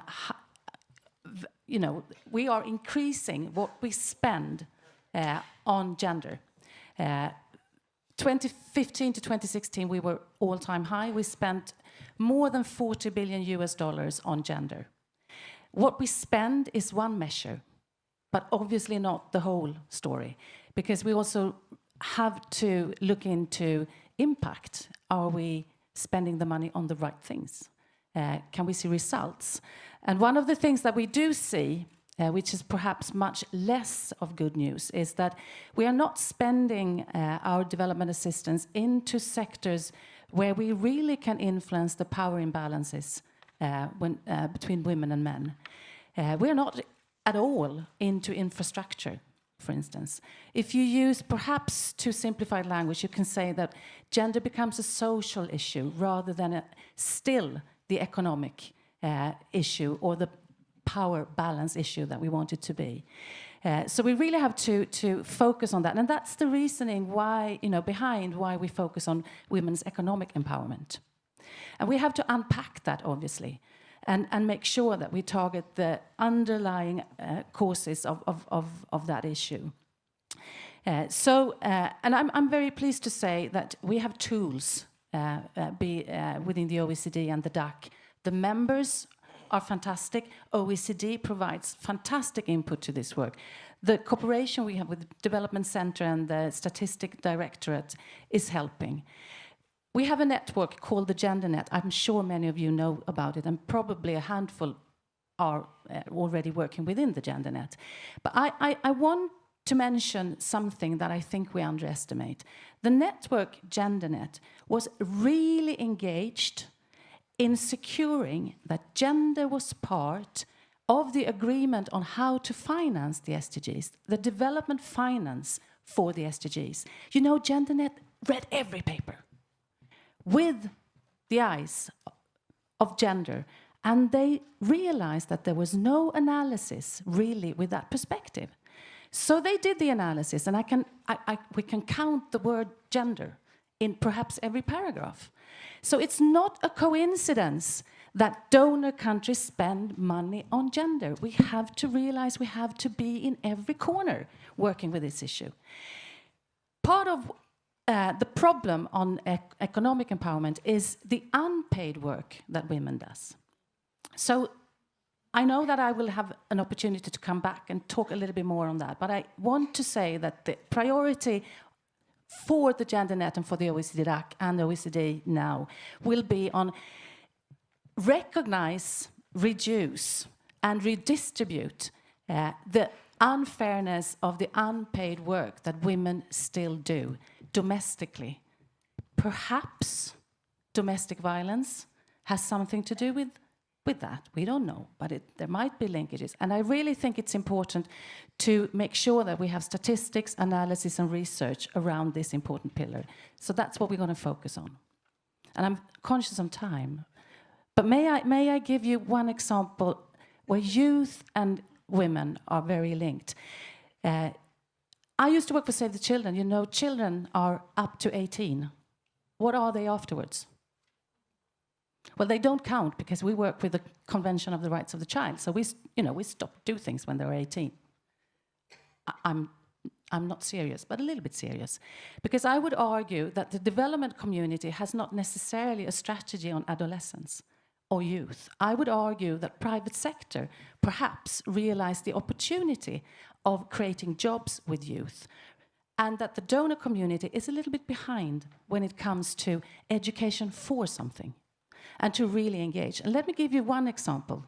Volvo cars want to grow in Africa. No, Volvo trucks want to grow in Africa. So they need a strategy. Okay, they have no skill set. So they want to educate mechanics. They wanted to co-invest with a donor agency. And that donor agency said, well, yes, but only if mechanics can be young women. They had never thought about that, but it was a conditionality to be co-investing with the donor agency. And the best mechanics they have educated are young women now. And I would say, concrete things like that has to happen at scale. So. That's the point. Scalability, but I think this is the recognition, reduction, redistribution of unpaid work. And I have to say, I have a very good friend who is the head of in Mujeres in Mexico, and she has done a fantastic work. And every time I said, oh yeah, but they don't work, she gets furious. Yes. Because she said, don't work. Of course they work. You don't count it, but they work. And that's what we're doing at the OECD. We're trying to document this unpaid work, because on average, women spend 4 to 5 hours in developing countries every day working on family issues, caring issues, and not in the labor market. So they really work. We just need to put how much it is. And it's linked to the gender stereotyping and the role modeling, of course, the burden sharing. Ambassador Aspe, the Development Center, with co-financing from the EU, has been implementing the Youth Inclusion Project. I think you launched it yesterday. And actually working with Côte d'Ivoire minister, which is great. 9 countries, 9 developing countries over the past 3 years. Why don't you share with the audience the key findings of this report? And it will be great if you try to make a link between the challenges in developing countries versus OECD countries. Thank you very much. 6.7 hours a day in Mexico of unpaid work of women. So that is a number. And if you add paid work, of course, then that's why we are one of the countries that works the most in the world, even in paid work. So adding that part is just. I'm very lucky to be chairing the Development Center right now, because the Youth Inclusion Project is one of these fantastic projects that the Development Center is delivering with the financing of the EU. And I think it's very exciting, the findings we are seeing, and we have a huge challenge in terms of youth inclusion. Youth inclusion, of course, has to do with youth employment. And we are seeing through these 9 countries that have been part of these policy reviews on youth inclusion, that we have very big challenges. A huge challenge is leaving school too early, not being ready for life and not being ready for jobs. Another one is joblessness, of course, but also vulnerable jobs and informality. Widespread informality, people, and especially young people, working many hours, but working in conditions that are not stable and decent jobs. Adolescent reproductive and sexual health needs not being addressed, and this has been mentioned by Katia, and that is critical for those young people, especially who are also women. Being excluded from decision-making processes, and all of these are conclusions of the study in all of these 9 countries. So these are in different continents, different areas of the world, developing countries, all of them. A huge gap between people's and young people's aspirations and the reality of the job market. It is not only something about data on the quality of jobs, but also about aspirations. And that leads, of course, to frustration, and that is something we don't want to be widespread in our societies. So we have this together with new findings about entrepreneurship. Entrepreneurship can, of course, be fantastic, and it is for a very small portion of entrepreneurs in developing countries. The vast majority are actually people who are unemployed, or underemployed, or in informality, and that number is hidden within entrepreneurship. You are not really an entrepreneur in the sense that we think of entrepreneurship in developed countries, when you are, as the example that we hear often now from the Development Center director, is if you are working in a parking lot. That's not the idea of entrepreneurship. That is underemployment, and that is informality. So that is also a critical part to think about. What young people want, we see in this study, and it's a common thread in all of these governments, they say they want to work in the government. And this goes against our idea of young people today. And what does this mean? They want stable jobs. They want decent jobs. So of course governments cannot employ the whole youth of these countries. So what do we do to provide that stability and that quality jobs that these young people need? We need to foster local private sector employment. And we need to think also of the different consequences that policy has in young population, and specifically within the employment challenge. Thank you.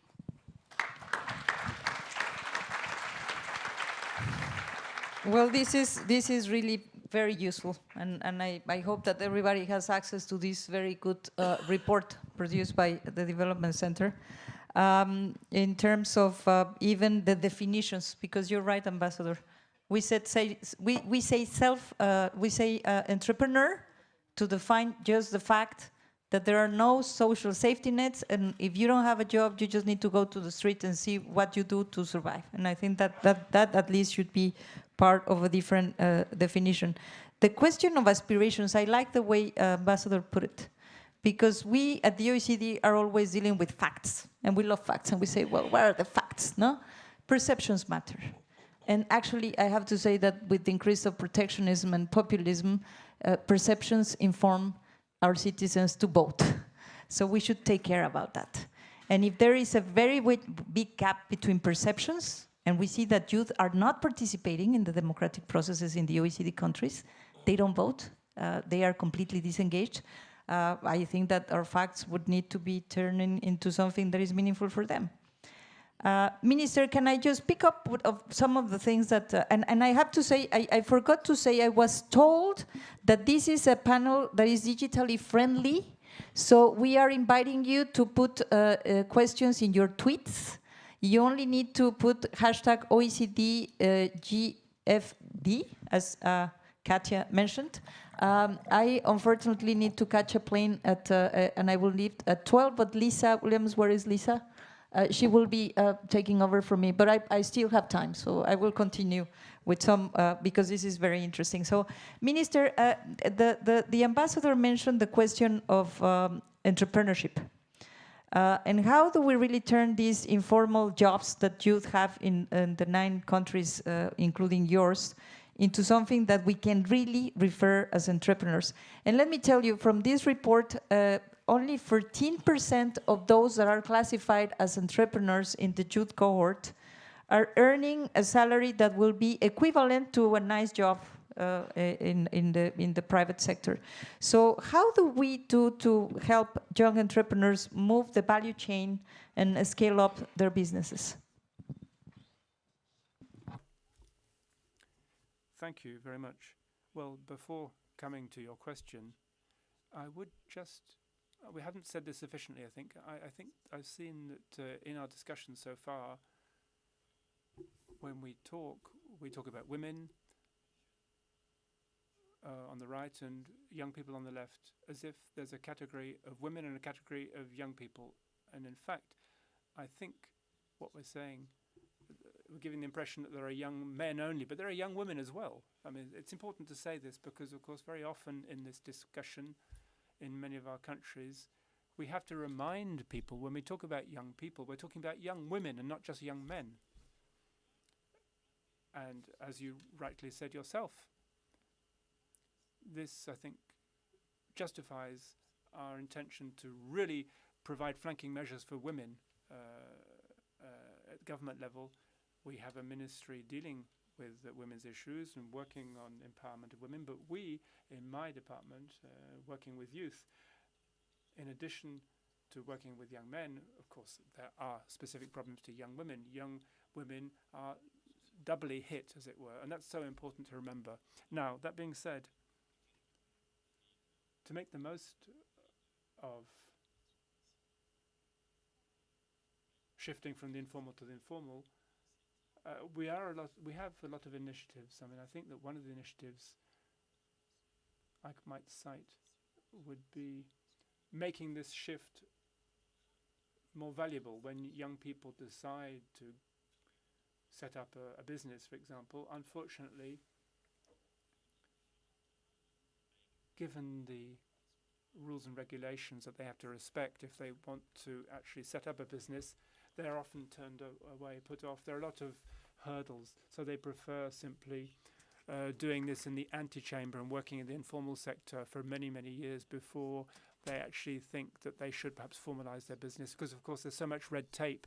There's taxation as well and a lot of rules and regulations, and this is a real brake on young people. So what we do today is think about this, and one of the tools we have now, I think, is to help people move from informal and deal with these issues like taxation, social security payments, to help them understand how they can move from the informal to the formal sector and how they can protect themselves as well. And these are tools which we have and which allow young people to move to a formal sector without putting them off. There are other tools, of course, that we could add to that, I think, in addition. Thank you.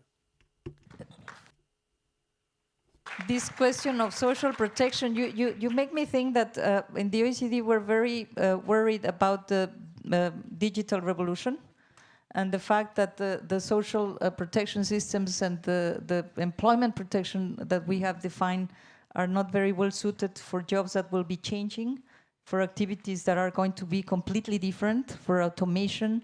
And we're rethinking how do we make sure that the benefits of the social protection system follow the person. So probably in countries like yours and developing countries that have not yet reached a level of social safety nets that are so well advanced, we can have that conversation in terms of how to build it up in a more agile way. Max, I would like you to share with us also, because you represent the youth of Iberoamerica. And we've heard you in terms of passion you have for really advocating for people to focus on the needs of the younger generations. But in many ways, you are also engaged probably with those young people that are the most privileged, because they have the good level of education, because they can speak like you, because they can travel like you. How do you ensure that you really bring the most vulnerable to be engaged? How do you take them into account in your activities as a voice for the youth? Es así, Gabriela, nosotros somos... Yes, Gabriela, we are a public international organization, an counterpoint between the American governments and civil society. And it has to be said quite clearly, the youth situation has two sides to it. We have young people who have all of the necessary conditions to ensure a successful life. And then on the other hand, you have young people who are suffering day by day by day to meet their basic needs, young people who are excluded. And they're mainly women and other young people. And their participation can be dropping, in fact. So from our international organization, what we want to do is work inclusively. Yesterday it was said very well in the forum. The OECD Development Center was talking about this. We need to consider three fundamental aspects for the success of young people, the inclusion of young people. One relates to working from the bottom up, the effort not only being from government and from academia and from civil society. That's very important in terms of efforts and resources, but the effort also needs to come from the grassroots up, from the young people themselves. Young people need to be considered in terms of participating in public policy so that they are part of the origins of that public policy.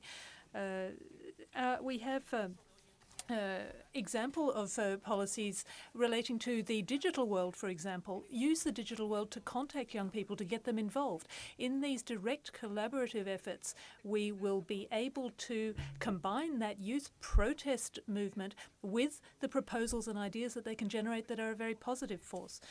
And another very important aspect, which may not please governments when we raise it, is that young people are really at the center of public policy. They need to be situated there, not at the periphery, as tends to be the case.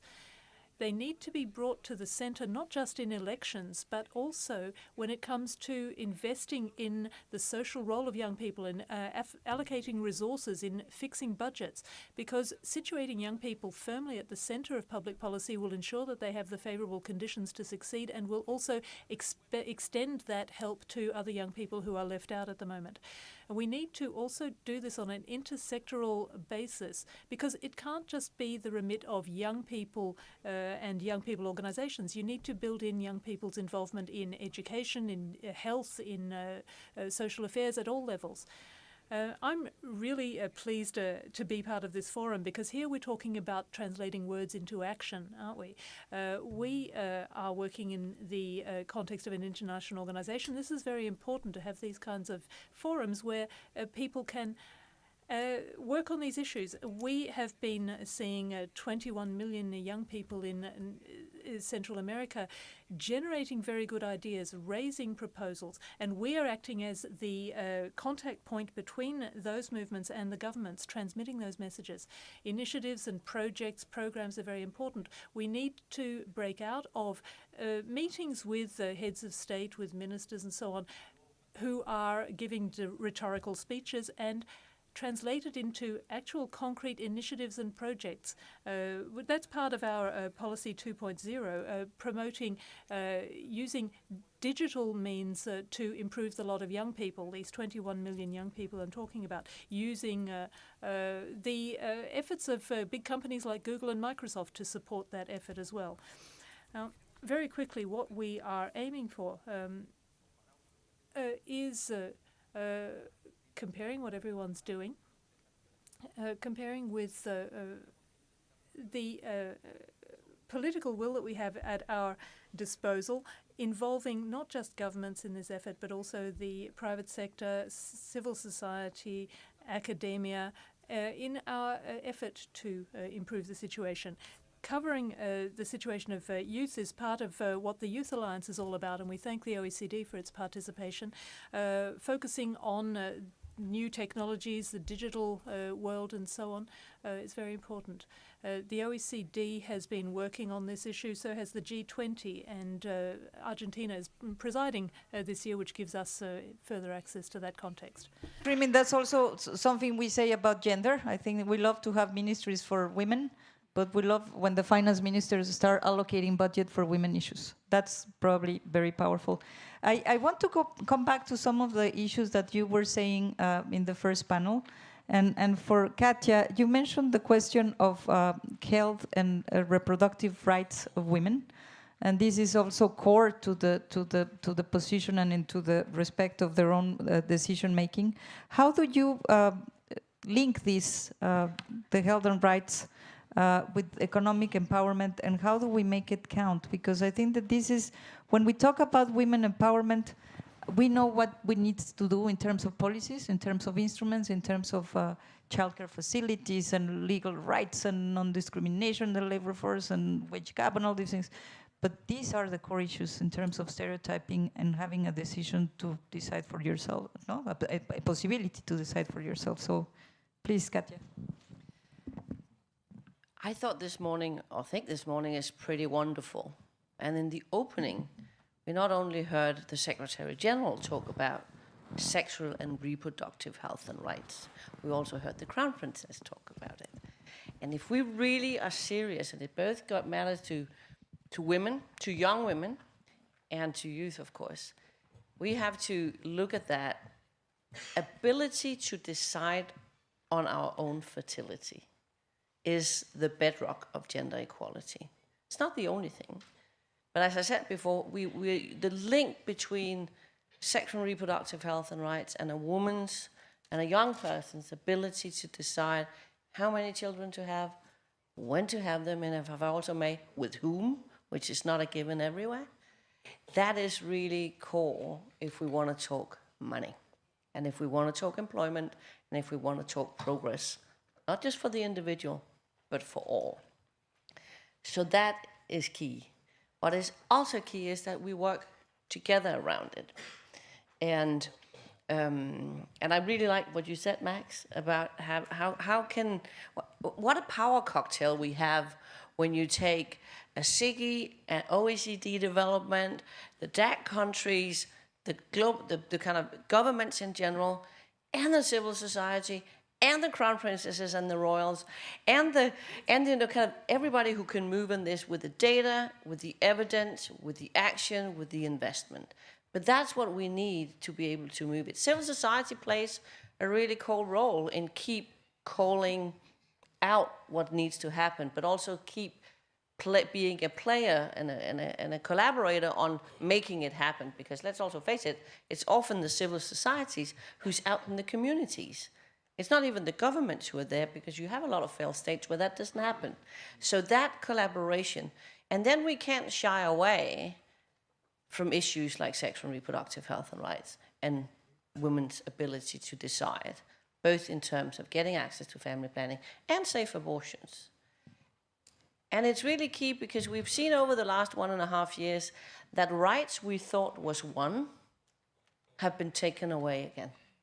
This is not just a given that we won them once and then we have them.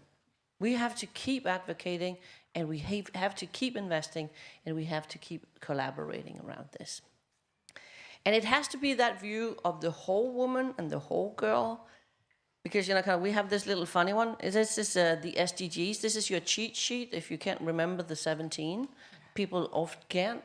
But look at what's in the middle if you can. That's a girl, and it's a woman, and it's a young woman as well. Because we can't keep chopping it up in issues and in different sectors. We have to look at, you call it the person-centered approach, and that is so key. So we have to look at the life course and the different needs all the time, and that is key.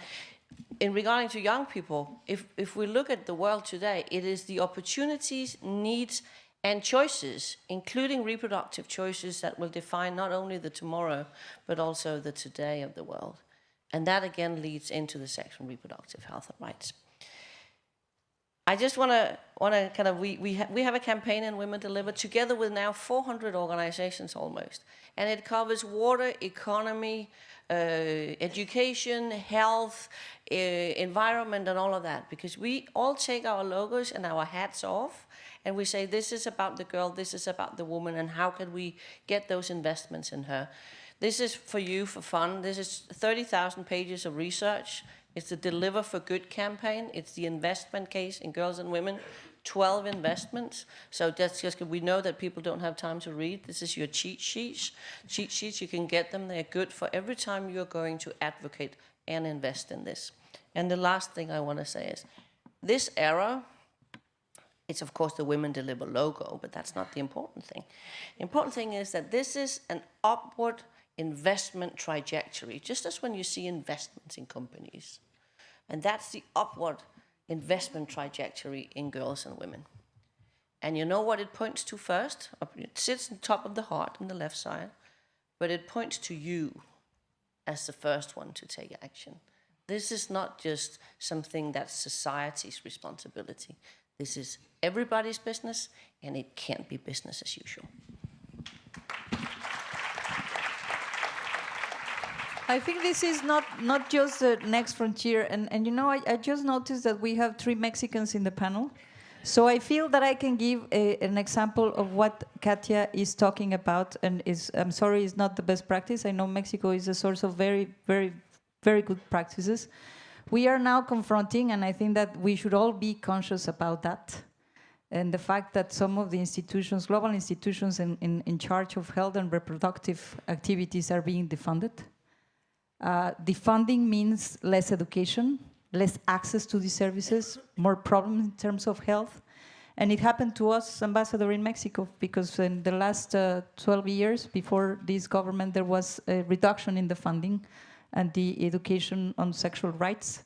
And we have 5 times the average of adolescent pregnancy.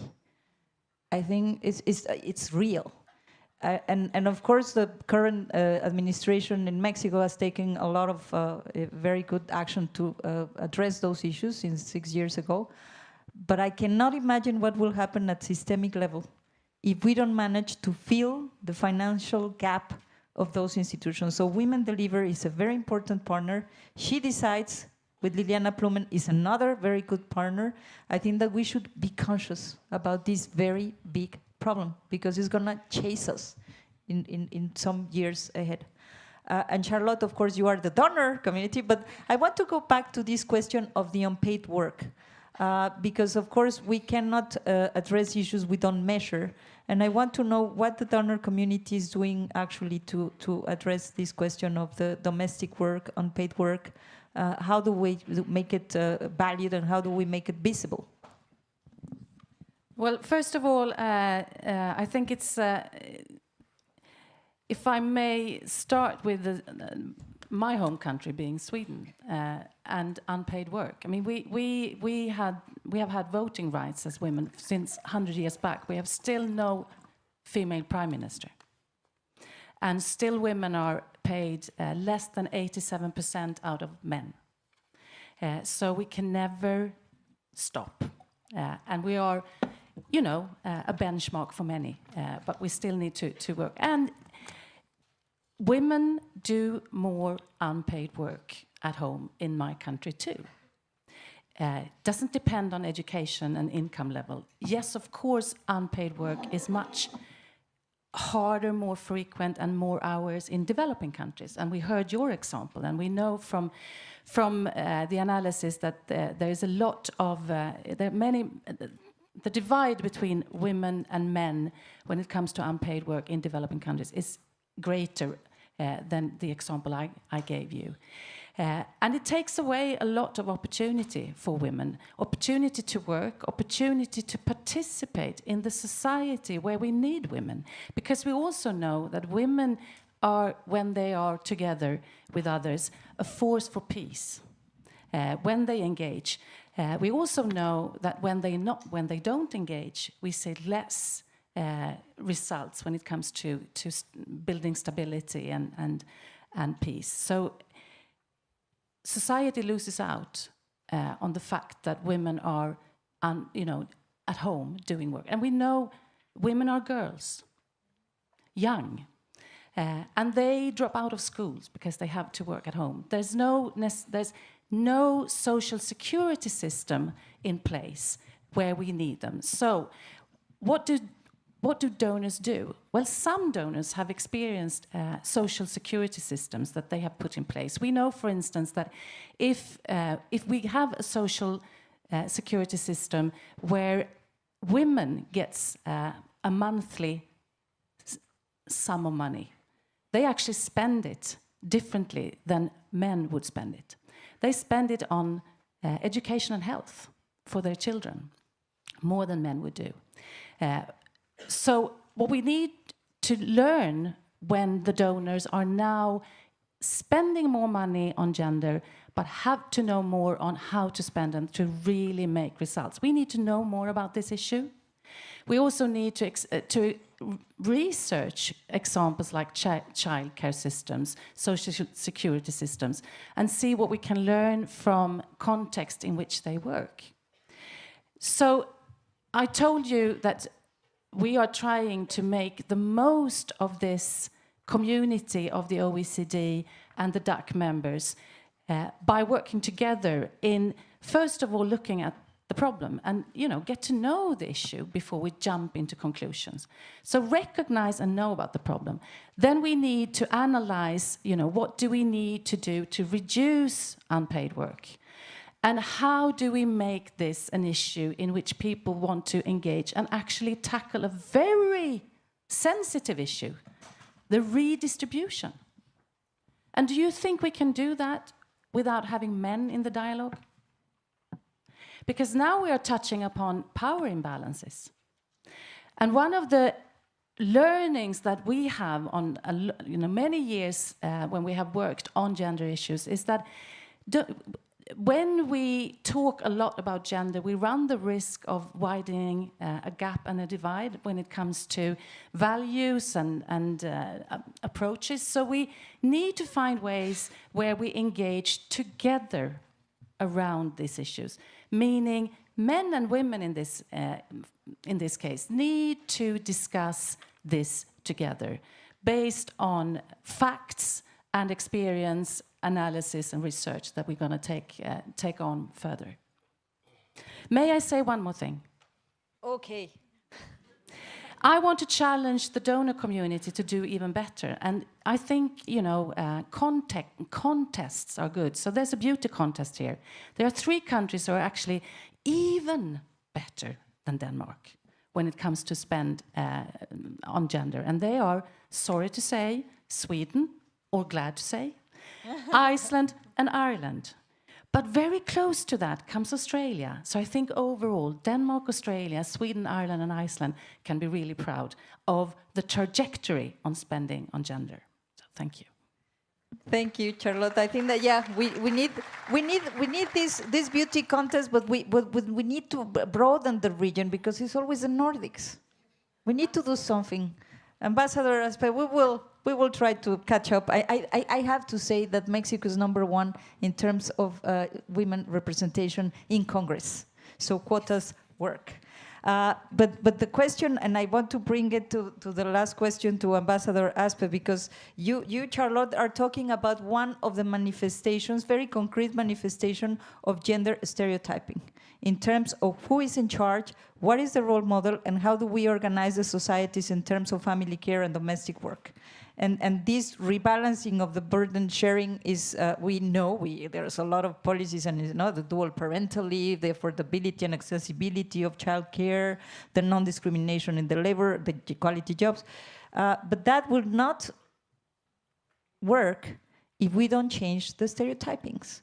And in this sense, I want to commend the work of the Development Center with the CG, because of course we have all these other data where we are not looking at the trends, monitoring how much we make progress in terms of gender representation, empowerment, etc.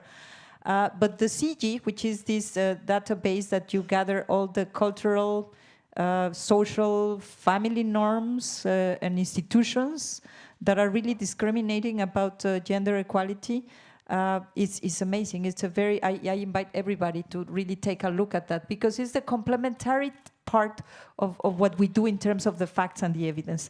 How can we just make it count, and I know you're making it count for the following up of the SDG related gender goal, and to monitor, to instill change, which is what we have been hearing from all our speakers? Thank you very much. Well, the SIGI, I think, is a fantastic tool, because legal discrimination, of course, it is present still in many countries, and we have to fight against it. But it's easier to see, to notice. It is written in the law. Discrimination through social norms is not. And it is very hard to address, because it is very hard to even understand what is happening.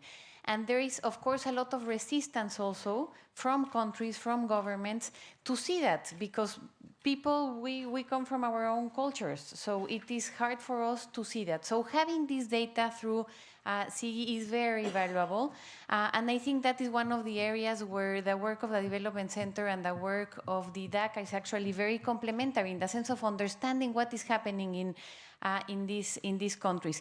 We see, for example, the right to own property. We see female genital mutilation, which is illegal in countries where it happens. Up to 68% of women in certain countries go through this without it being legal. So if we only see the law, of course, we don't get this very deep reality of gender discrimination. Child pregnancy, which was mentioned here, adolescent pregnancy, child marriage. So these realities that are there behind the legal framework of the countries are crucial to see, and this is the official source of statistics to follow up the SDG 5.1, which is end all forms of discrimination against women and girls everywhere. So it is a very important tool. So the center is still working on data, of course, but it is also moving to policy analysis and impact, and working more closely to countries to track progress. This is maybe the most important part, because we want the data, but we want it for something, and we want it for impact. So tracking progress and making it very clear which countries are moving in the right direction. Right and wrong are very clear when it comes to things like what is being measured in SIGI. Which countries, regardless of where we are, it is not about judgment, it is about how do we move forward and go to a better point, because it is about the most basic decent living conditions for human beings, which are women. And the other point is dialogue, policy dialogue. So there's also more work, and this is something that we want to emphasize very much, policy dialogue, because it is not so easy. We see this happens, countries see the data, and it is actually painful in many ways for countries to see these very bad numbers on such sensitive topics. But how do we move forward? So policy recommendations, if they come from outside only, it's not the same that if we have this very good methodology of the OECD, which is a dialogue. So understanding that other countries have the same challenges, that others are doing things that are working or not working in other realities, and what we can apply to our own reality to move forward. And there is an important example with unpaid work, which is new work from the center. And I bring it up because it has been mentioned, and of course it is critical. And it has it creates a comparative data internationally for unpaid work, and going into the details of unpaid work, policy dialogue and policy recommendations, so we can actually make this issue not only something that we say, but something that we can measure, and we can see what it means, what kind of work, where it happens, and we can start dealing with how do we get out of this, because of course this goes to the economic structure of countries. This is work that someone has to do somehow. So how do we change the structure of women doing unpaid work silently for so many hours a day? And of course, this being behind equality in every sense. Thank you. Katja is dying to say something, so go. I'll be very fast. It's around the unstereotyping, and it's around the words we use. When we call women for victims and disadvantaged, we just victimize them. When I look at how women and young people actually take charge of their life, no matter what poor conditions they live in, get up in the morning, fight for a better future for themselves and their women and their families. That's not a victim. That's a powerhouse for me. And we gotta watch when we talk about unstereotyping. We also gotta watch our language. Violence against women. I don't know, where did that come from? If somebody did it. She fell pregnant. I don't know what about you. I never fell pregnant.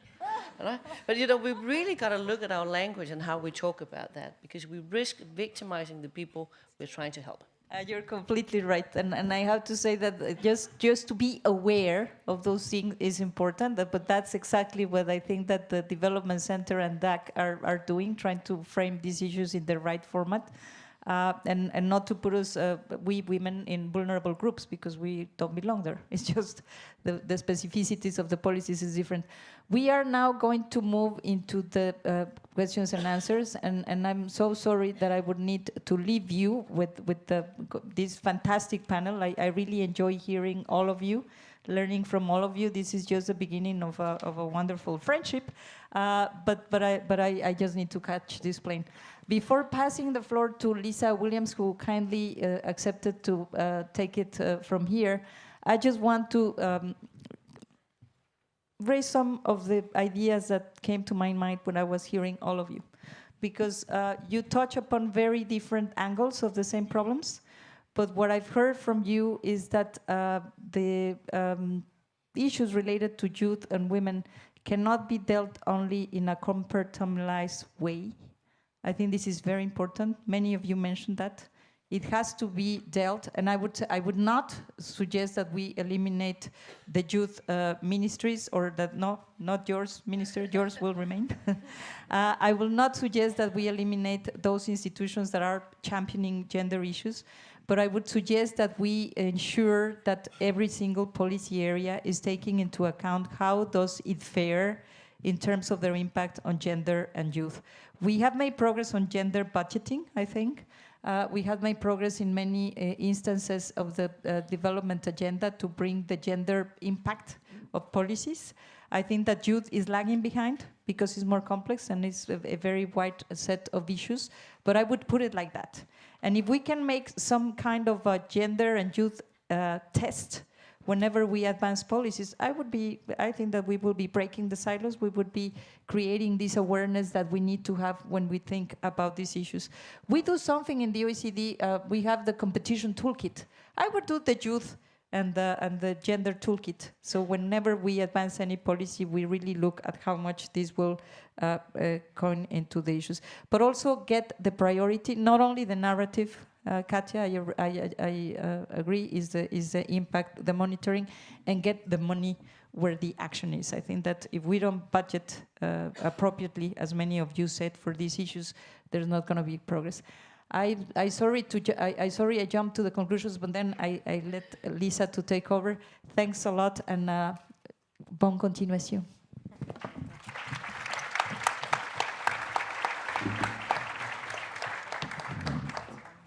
Just to keep you one moment, Gabriela, one moment more, I would like to recognize in the audience Her Excellency Rula Khani, who is here with us and has been with us all morning for the entire forum. And I just want to be sure that you see one another and realize. Thank you. Thank you. Thank you so much. And thank you for being with us the entire time now. Yes. So I think what we'll do now at this point, this has been such a fascinating panel, I think we need to turn to the questions and start to listen to the audience a little bit and have some engagement with each one of you, because we've got a lot of material on the table and many people have been listening for a long time. So I think it would be great if we could turn now to take 3 questions from the audience, and perhaps we could begin with one question from Twitter. So let's do one. There is one from Twitter, I think, that was on the screen for us. Let me see if I can see that one, because it's not down here.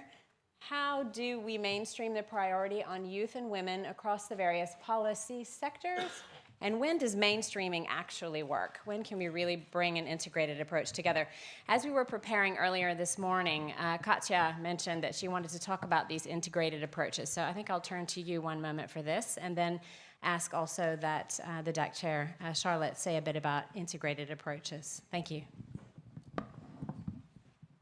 Coming from the civil society point of view and from Women Deliver, of course, we realize that it can be difficult because we need to align things that's not been aligned before.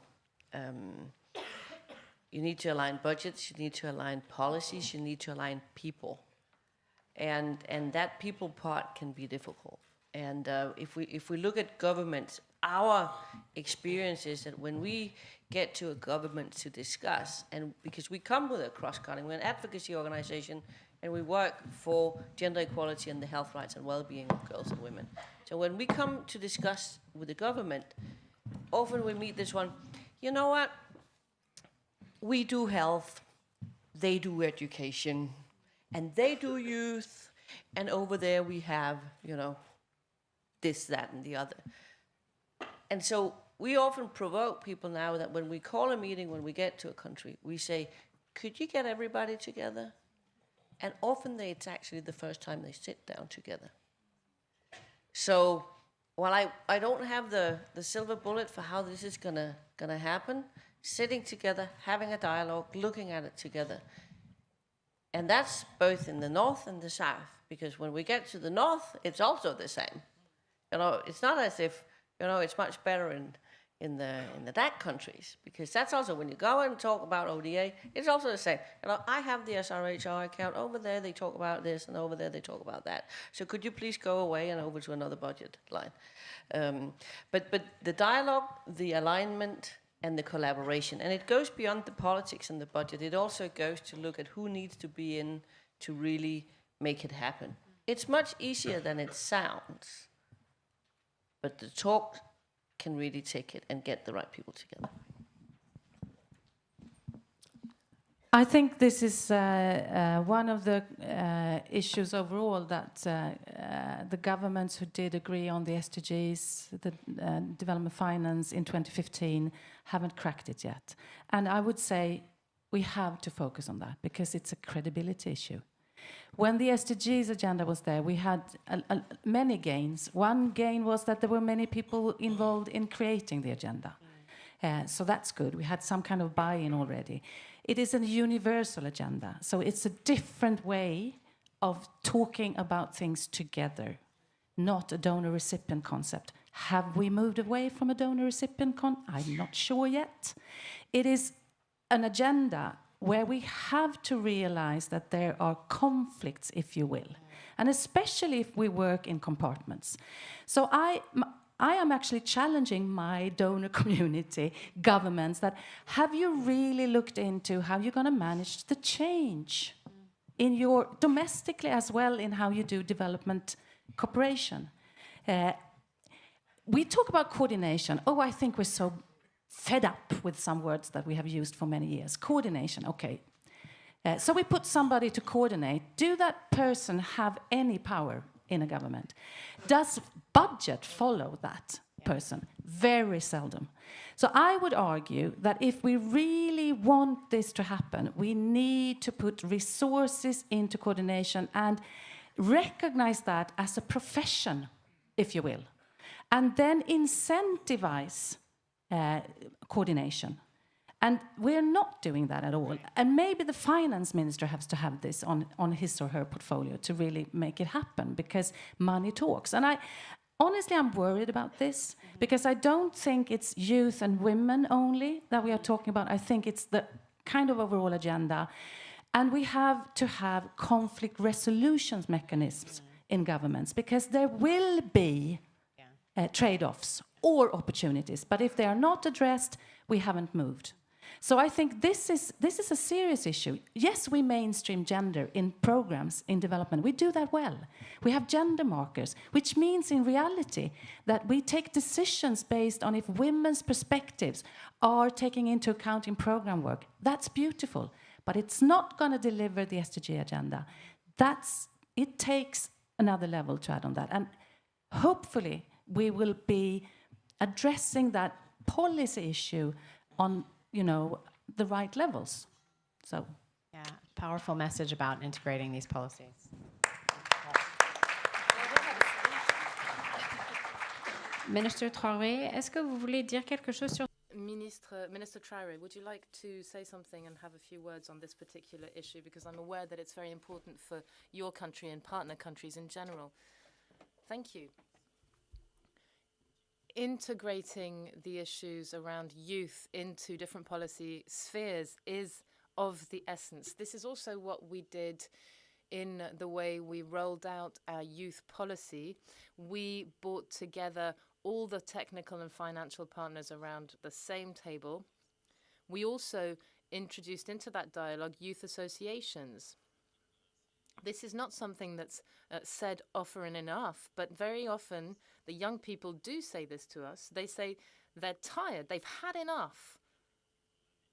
They've had enough of people talking about them as though they're just the future. They are here in the present. They want to be involved in the present. And this is something that we hear again and again. And if we don't factor in youth into the current day, it's going to have a negative impact further down the line. We always hear the potential of these young people, and there's 77% again in my country that are under 35. They have nonetheless still to be listened to by many of our politicians, and their voice must be heard. They have to be given a platform to speak. Sir, can we bring a microphone over here? I don't know if we have one nearby. Wait. Yeah, here we go. Thank you. If you can just introduce yourself. Merci beaucoup. Je parlerai. Thank you. I'm going to speak French. I'm Sheikh Gilta. I'm a president of an investment fund for Africa. And I also work with a company that tries to help startups emerge on the African market. I've got 3 questions, essentially. The first question is for the Minister.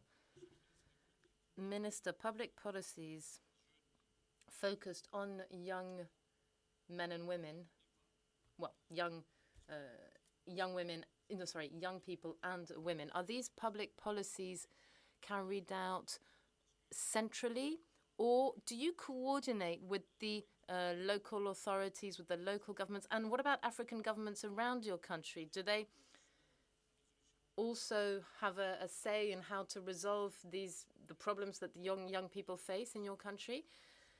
And then the second question is rather raised at the OECD level. We're here discussing all of these issues around the ceremonies commemorating the death of Martin Luther King. We're talking about inequalities. We're talking about inequalities between old and young, between men and women. In this regard, can the OECD invite academics, researchers, and educational organizations to take part in this conversation? Because again, we talk about young people as representing the future, but they're actually here in the present today. Wouldn't it be possible then to invite more universities, bring in fact students of universities, students from everywhere, to try to think together about these issues? And that means they will be able to voice their own proposals and suggestions. And just to finish up, I've noticed, and I've taken part often in discussions here at the OECD, we have to ensure that we have the capacity now to do something essential, and that is a stock-taking exercise. For example, we need to be able to say, well, what progress has been made in terms of decisions taken 2 years ago? What are the progresses that have been made in public policy, in entrepreneurial aspects, in job creation for youth, for example? What have we done? What's left to be done? And where can we improve? Thank you. Thank you. An excellent question. Minister, we'll start with you. Thank you. Well, before answering that question, just a point of observation. When you're a minister for youth,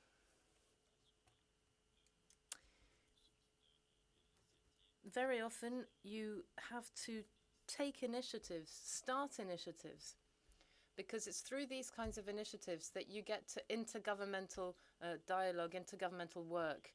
Young people exist in all areas of life, and it's important for us to open up partnerships with different ministries, with different ministers, so that they factor in young people in areas which are not under the actual precinct of the Ministry of Youth. It took a lot of time and effort for me to make my government, the members of my government, understand that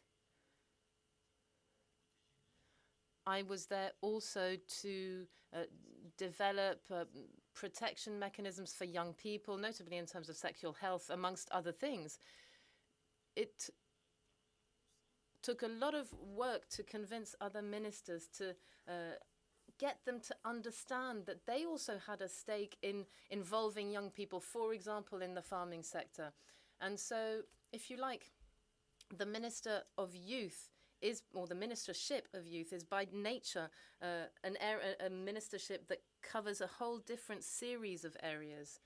And then in terms of sub-regional initiatives, well, there are a number of sub-regional initiatives, notably at the level of UEMOA, the Monetary Union. There are different ministers focusing on training and employment that come together to share experiences, best practices, and develop tools in terms of training and employment so that they can bring up to scale those countries that are slightly lagging behind in that field. And then on a bilateral level, we work with different countries. We worked, for example, with Burkina Faso to set up a fund that would support youth projects. And that's really a bilateral Burkina Faso-Côte d'Ivoire initiative. Thank you very much. Excellency here from Burkina Faso. Just want to recognize her in the audience as you're referring to Burkina Faso. Is there anyone else who would like to pose a question at this time? We want to go a couple more questions. Madam Khani, can we bring a mic up to the front, please? Thank you. That's great.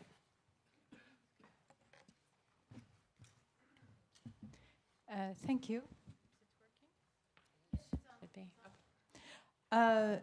It's not really a question, it's much more a suggestion. Yes. When I looked into the funds that were coming to Afghanistan in the name of women and Women Project, I wanted to be able to trace where the funds were going, because I'm sure that in 2 or 3 years, when my mandate is finished, people will say, what happened to those funds? And I've discovered that there is something that's called gender-sensitive budget. And this is the system that our country is following. But in order to be able to have a gender-sensitive budget, we need to have segregated statistics, which our Office of Statistics does not have. So my suggestion is one very practical help that OECD or other donors could help in establishing segregated statistics. It's a technical issue, and it should be. Another comment is that this has to do much more with man-women relationship. We have a hotline in Afghanistan, 6464. It's anonymous, and you can call. It's called Solving Family Problems. 70% of the calls are initiated by male relatives, a father, a brother, a son. For me, this indicates that women don't stand alone. They do have men that care for them.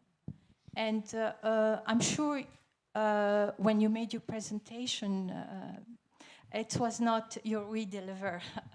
It was not intentional, but it does come across as if women should kind of stand against men. And it's not that. Even in countries like Afghanistan, where we have some very conservative and some very traditional families, men care for their female relatives. And we should take advantage of that and integrate them in the process. Thank you. Thank you. Thank you for those excellent commentaries.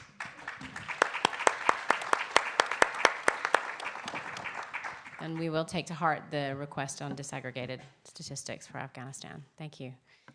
Was there another question? Let's take one more, and then we'll come to the panel.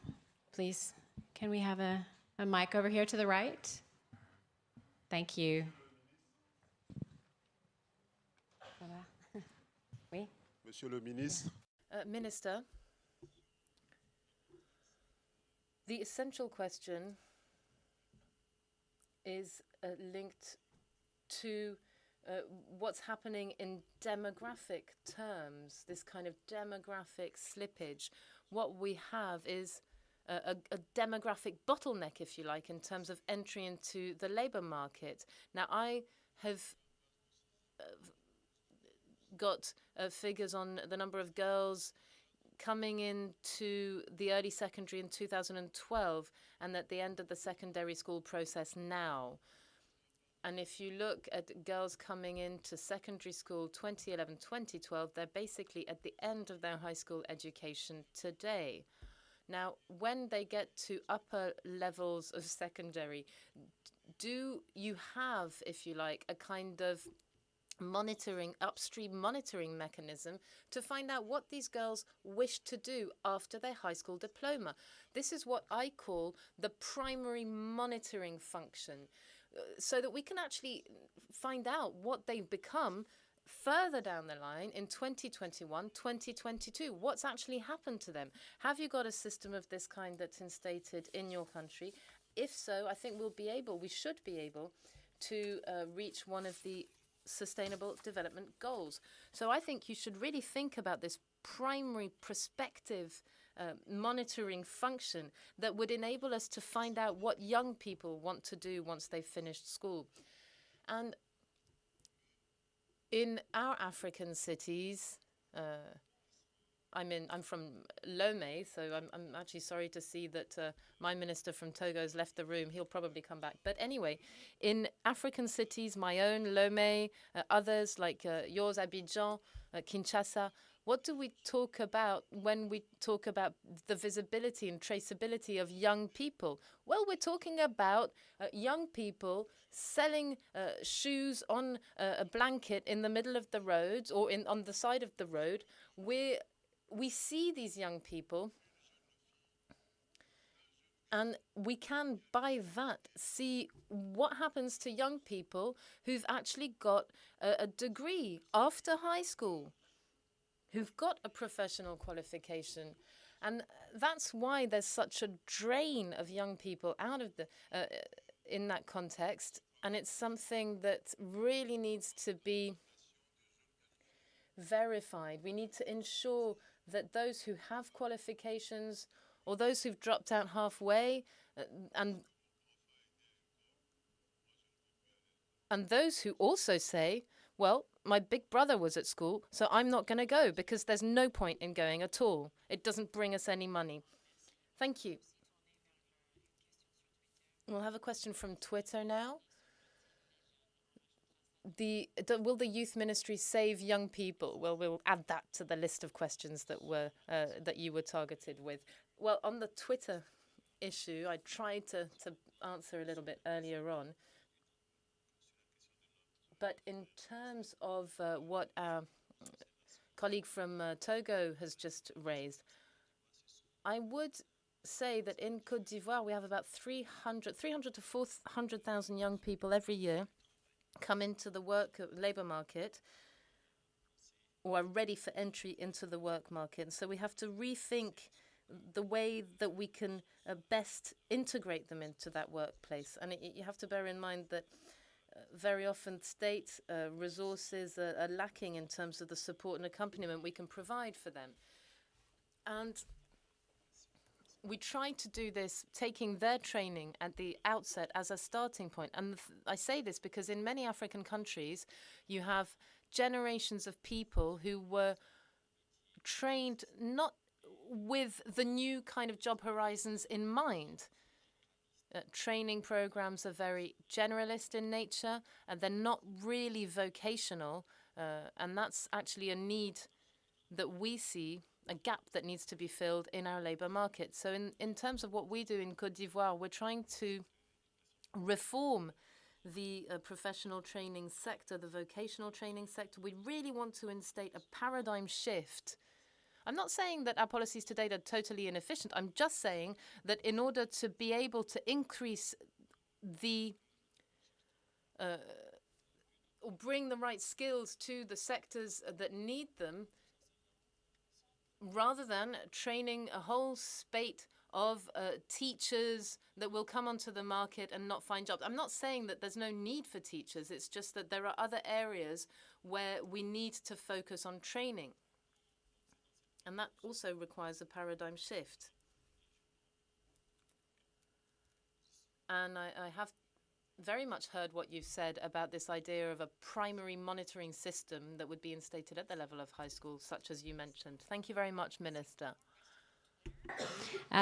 What more can the OECD DAC GenderNet and the Development Cooperation Directorate do to support the donor community in strengthening women's empowerment? I think this one is specifically directed more to the DAC chair if she wants to take this, but others also, I think, let me know if you'd like to respond on that particular question. Thank you. I would love you to do that, because this is a resourceful community of members of the DAC, as well as the Secretariat, the DCD, and our, other partners within the OECD. So there's a lot we could do, but we also have to realize that members want us to prioritize at the end of the day, to get results, and also, focus is good. So, but I think that, I've mentioned a lot about the focus on women's economic empowerment and unpaid work, around which we're going to focus. But the overall role of the GenderNet is also important to perhaps remind ourselves that it's there. It's really, really a hub for exchange and knowledge, if we use what's there. I think overall the OECD DAC can be better at it, not necessarily the GenderNet as such, but overall. And I think what we can do more of is also to tap into other work that is being done. I want the DAC to focus on outcomes and impact. I think it's good that I can tell you about how much we spend, but people are not asking about that necessarily. The people we work for, or the people who enables our work, the taxpayers, they want to know that it's, it works. And the OECD DAC has not yet, in my mind, probably we can crack it, but we haven't focused yet enough on impact and outcomes. But we have a lot of knowledge there. We have evaluations, we have data for development, we have the results. It's not a network, but it's a community. We have a full house of knowledge. And I think that GenderNet could also help us around the issues on women's economic empowerment to focus on, now that donors are showing that they spend money here, let's focus on what works. And I really think that we should lead on that agenda on what works. It's not a donor-recipient context any longer, but why shouldn't we be accountable as part of the global ecosystem in focusing on impact and outcomes? So that's what I think that we in the GenderNet should put more emphasis on and really exchange around that. Thank you. Thank you very much. I think that one of the best things we could do now, I feel like that's a challenge to me, as I've recently taken up leadership of the team running the Gender Network, so I appreciate that.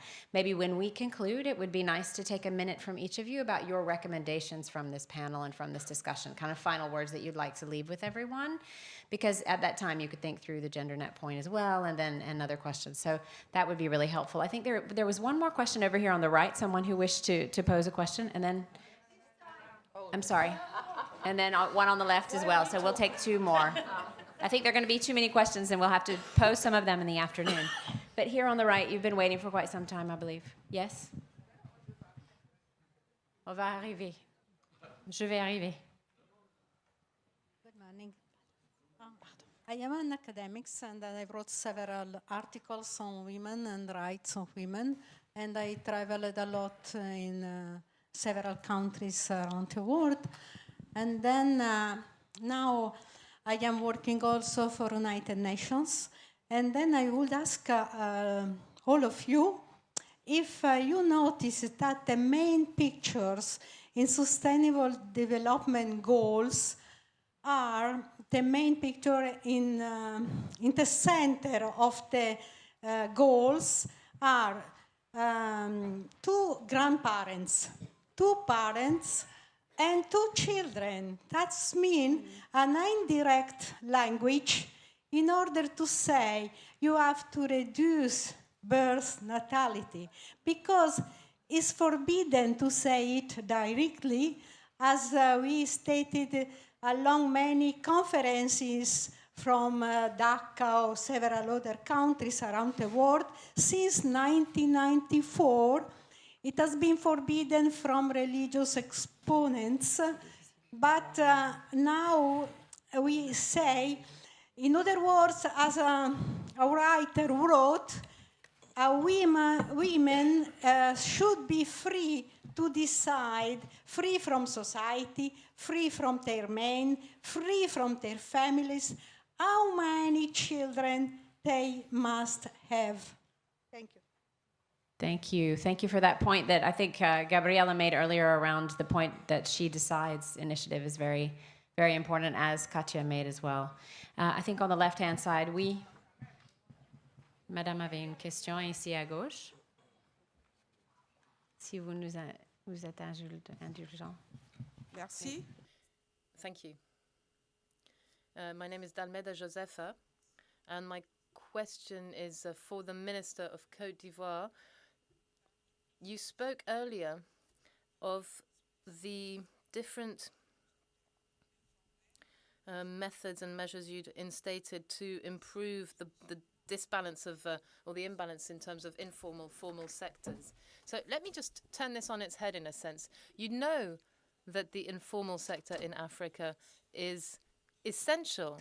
It's essential to ensure the survival of young women and our young brothers and sisters. So what I want to know is whether or not you've also thought about this, or if you've actually done anything concretely to ensure that the informal sector is actually valorized, that its advantages are taken into account, rather than constantly trying to effect this shift from informal to formal. Thank you.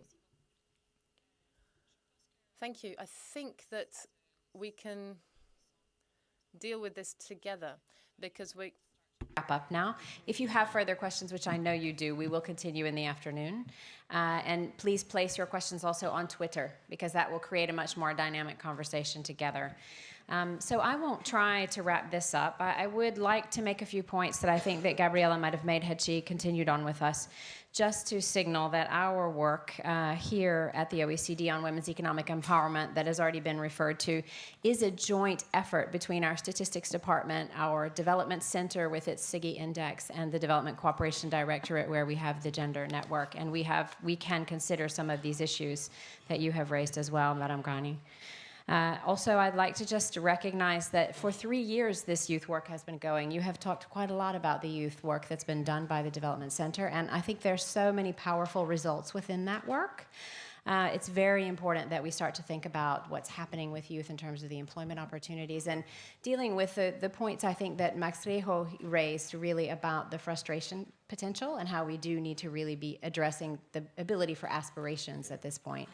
And then very eloquently, as you said, it's youth and women, it's our girls, right? There is an age group that we need to be addressing and assisting as much as possible. So just to point out those two areas of the OECD, and we do engage students quite a lot in the work that we do here. There are many students in the room, so again, get on Twitter, please.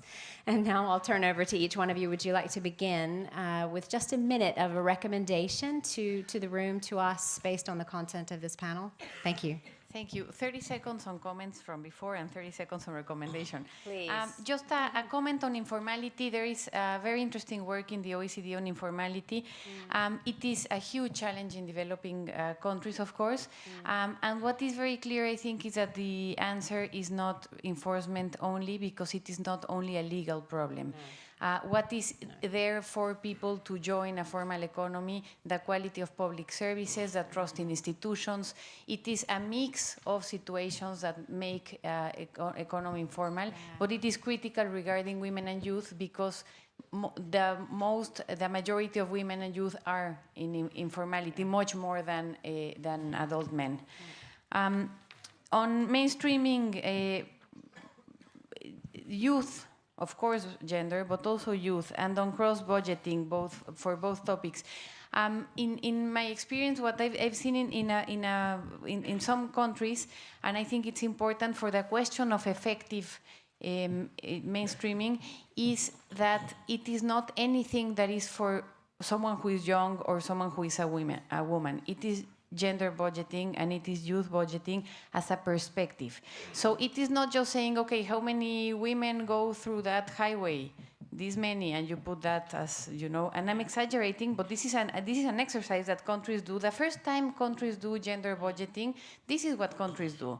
Because of course there's not much with a gender lens. So anything that has to do with women goes into the box of gender budgeting, and that is not true in terms of gender budgeting and having impact. So that is crucial, being honest and really looking and monitoring what is going into this kind of budgeting. And last very fast comment, men who love and care women, of course, I think that is from the First Lady of Afghanistan, a very important comment. I think that he for she movement, actually, that's what it illustrates.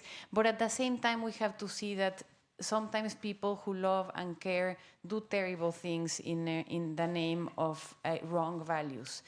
So there's also the need for transformation of values that lead to discriminatory practices. And I think both things are true, and we live in a complex world where those two realities have truth to themselves. Thank you. Thank you.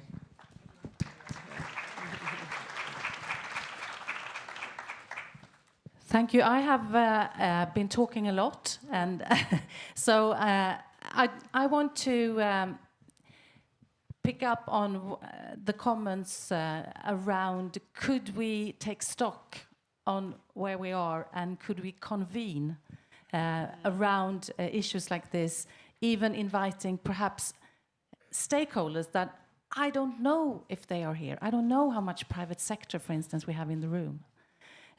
Anyway, I think it's important to realize the potential that the OECD with DAC and others have, and not shy away from with that opportunity and potential comes accountability. If you have power, if you are empowered, you're expected to do something with it. And I think that we can bring the gender net, and as an example, and other things that we do here to a level around which we produce more policy. I do think that we sometimes run the risk of technical data in compartments rather than really using it. I think that donors should spend more on qualitative data in countries in which we work. We spend 0.3% of ODA to build capacity for data in countries. And then we're asking for outcomes. I mean, it doesn't really go together. So we need to think through that. And finally, I think that the convening power that the OECD DAC has, thanks to what it can bring to the table, should be used more. And when we convene around this issue, I think, yes, perhaps more young people, but not as a token. We're very good at that. To bring a group of young people and then pretend we have talked to young people. Yeah. Let's not go into that trap. No. Sometimes we do the same with private sector. We speak to the already converted. Let's find better ways. We know how to do that. So that's the recommendation going forward. Thank you. Thank you. Thank you, Charlotte. Katja. So I have a message, a tweet, and an ad. So the message is, yes, get those policies right. Yeah. It's the gender budgeting, it's the gender data, it's the access to family planning, safe abortion, education, including comprehensive sexuality education, safety in schools. We need to get that right. It's the employment, it's the integration of it. So yes, that's the message. Do it. Just do it, as somebody would have said. Then we have the tweet. So, women deliver and much more than babies. Hashtag OECD GFD. Hashtag invest in her. Hashtag deliver for good. It all fits in one tweet. I've tested. You tested it. And there's good men who deliver for women. So yes, absolutely. This is a joint journey. And then the ad. This conversation can't stop here. I think it's tremendous that OECD has taken it on the agenda on the Development Forum. I don't hope it's just a one-off. It has to continue. And the ad is that next year in Vancouver, Canada, from the 3rd to the 6th of June, Women Deliver, together with Prime Minister Trudeau, will host the largest conference on gender equality and the health and rights of girls and women. And 20% of the participants will be young people. Because it's not just tokens, it's really real. Yeah. And that will be an energizer, mobilizer, equalizer, and everything will be focused on what works and solutions. So I invite all of you to be there. Excellent. Thank you very much. I think it's important now that we give Max quite a bit of extra time, ¿ah? Mucho más que un minuto. Creo que no es suficiente. Oye, pues, nada más. Well, thank you. I'd like to thank the OECD, and I'd like to... It's important to move from words to action. What we want is to stress the need of joining our forces, sector, private sector, public sector, universities, civil society, in order to continue to see young people as agents of change. Our strategy, since we're not only protesting, we do protest, but we are a mobilizing force, and what we want to do is to bring about this international alliance for cooperation of young people, which can bring together all of these players who are creating synergies, who will allow a real cooperation, avoiding overlaps in our work. We very often find that, even in international cooperation. An alliance which will promote synergies between the different players of the development community. And we've invited the Princess of Denmark and others because what we want is to turn these measures into true concrete action with young people. And we want commitments. We have a digital platform for youth, and that digital platform will have open access information on young people and youth. We will therefore have big data on young people, because what we need is this data so that we can come up with public policies which create empirical evidence. And this process will, for the first time, bring together ministers and those in charge of youth people in G20. We've already begun this participative process in our association in Madrid and in Argentina, so we can see how we can invest these resources. And if Cambridge Analytica and Facebook have succeeded in doing it, then surely we can do it as well. We have the power to obtain innovative information in order to put this data together and change lives. And by way of conclusion, one last idea. It was quite right what the woman was saying about the Sustainable Development Goals and the 2030 Agenda. But in none of these do you find youth mentioned, because this idea of youth has to be cross-cutting. But what often is cross-cutting becomes invisible. So we have a whole slew of 50 indicators so that the targets and the indicators of Agenda 2030 be fully achieved. And we have a momentum. We have this International Alliance of Cooperation for Youth, and we want a collaborative system which is open and accessible to all to help young people have better public policies based on empirical data. One last message, if I may, perhaps less romantic, but I am convinced that ideas are important, good ideas. And the gentleman at the back knows this. It's important. We invest in private companies, and it has to produce profits. But good ideas at the public level create prosperity. Investing in young people and in women is a great idea. So I would encourage all of us to fight to ensure that we can turn these ideals into reality. Thank you. Thank you very much, Max. That's great. Thank you very much. I was asked about the subject of the informal work and the move to formal work. It's true. It's a very important subject. I think actually it deserves more than one session, because we need far more time to talk about it, but we don't have the time. The informal sector is all about a certain number of cliches, really. I mean, subsistence economy, that's very often what it's reduced to. Precariousness, underemployment. These are different cliches which often qualify informal work. And unfortunately, in many developing countries, these are cliches which stick very much on the ground, in the field. Now, how can we change all of this into something positive so that this subsistence economy can be turned into a wealth-generating economy? More than simply enough money to send the children to school, or to have enough to move beyond simple daily survival. That is the qualitative leap we need to do between the informal and the formal. To do that, we need tools. One of the tools I suggested was that, for example, somebody selling fritters in a town as a survival activity, that she can go beyond that daily survival. And we have to offer her something which can give her something new in her life, which will make her understand, yes, if I take this step. I mean, in fact, what we did was offer her social protection measures, and that can offer added value to that woman. And there are other tools we can use as well. But I agree with you. We need to look at this in greater detail, and the tools need to be created.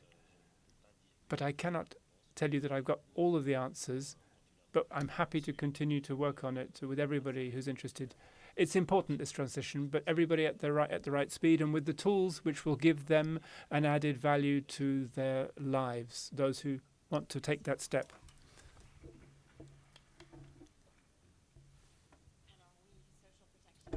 This is one we haven't talked about enough. I feel like we could go on for quite a long time. Let's just give a great round of applause to this excellent panel. Thank you so much.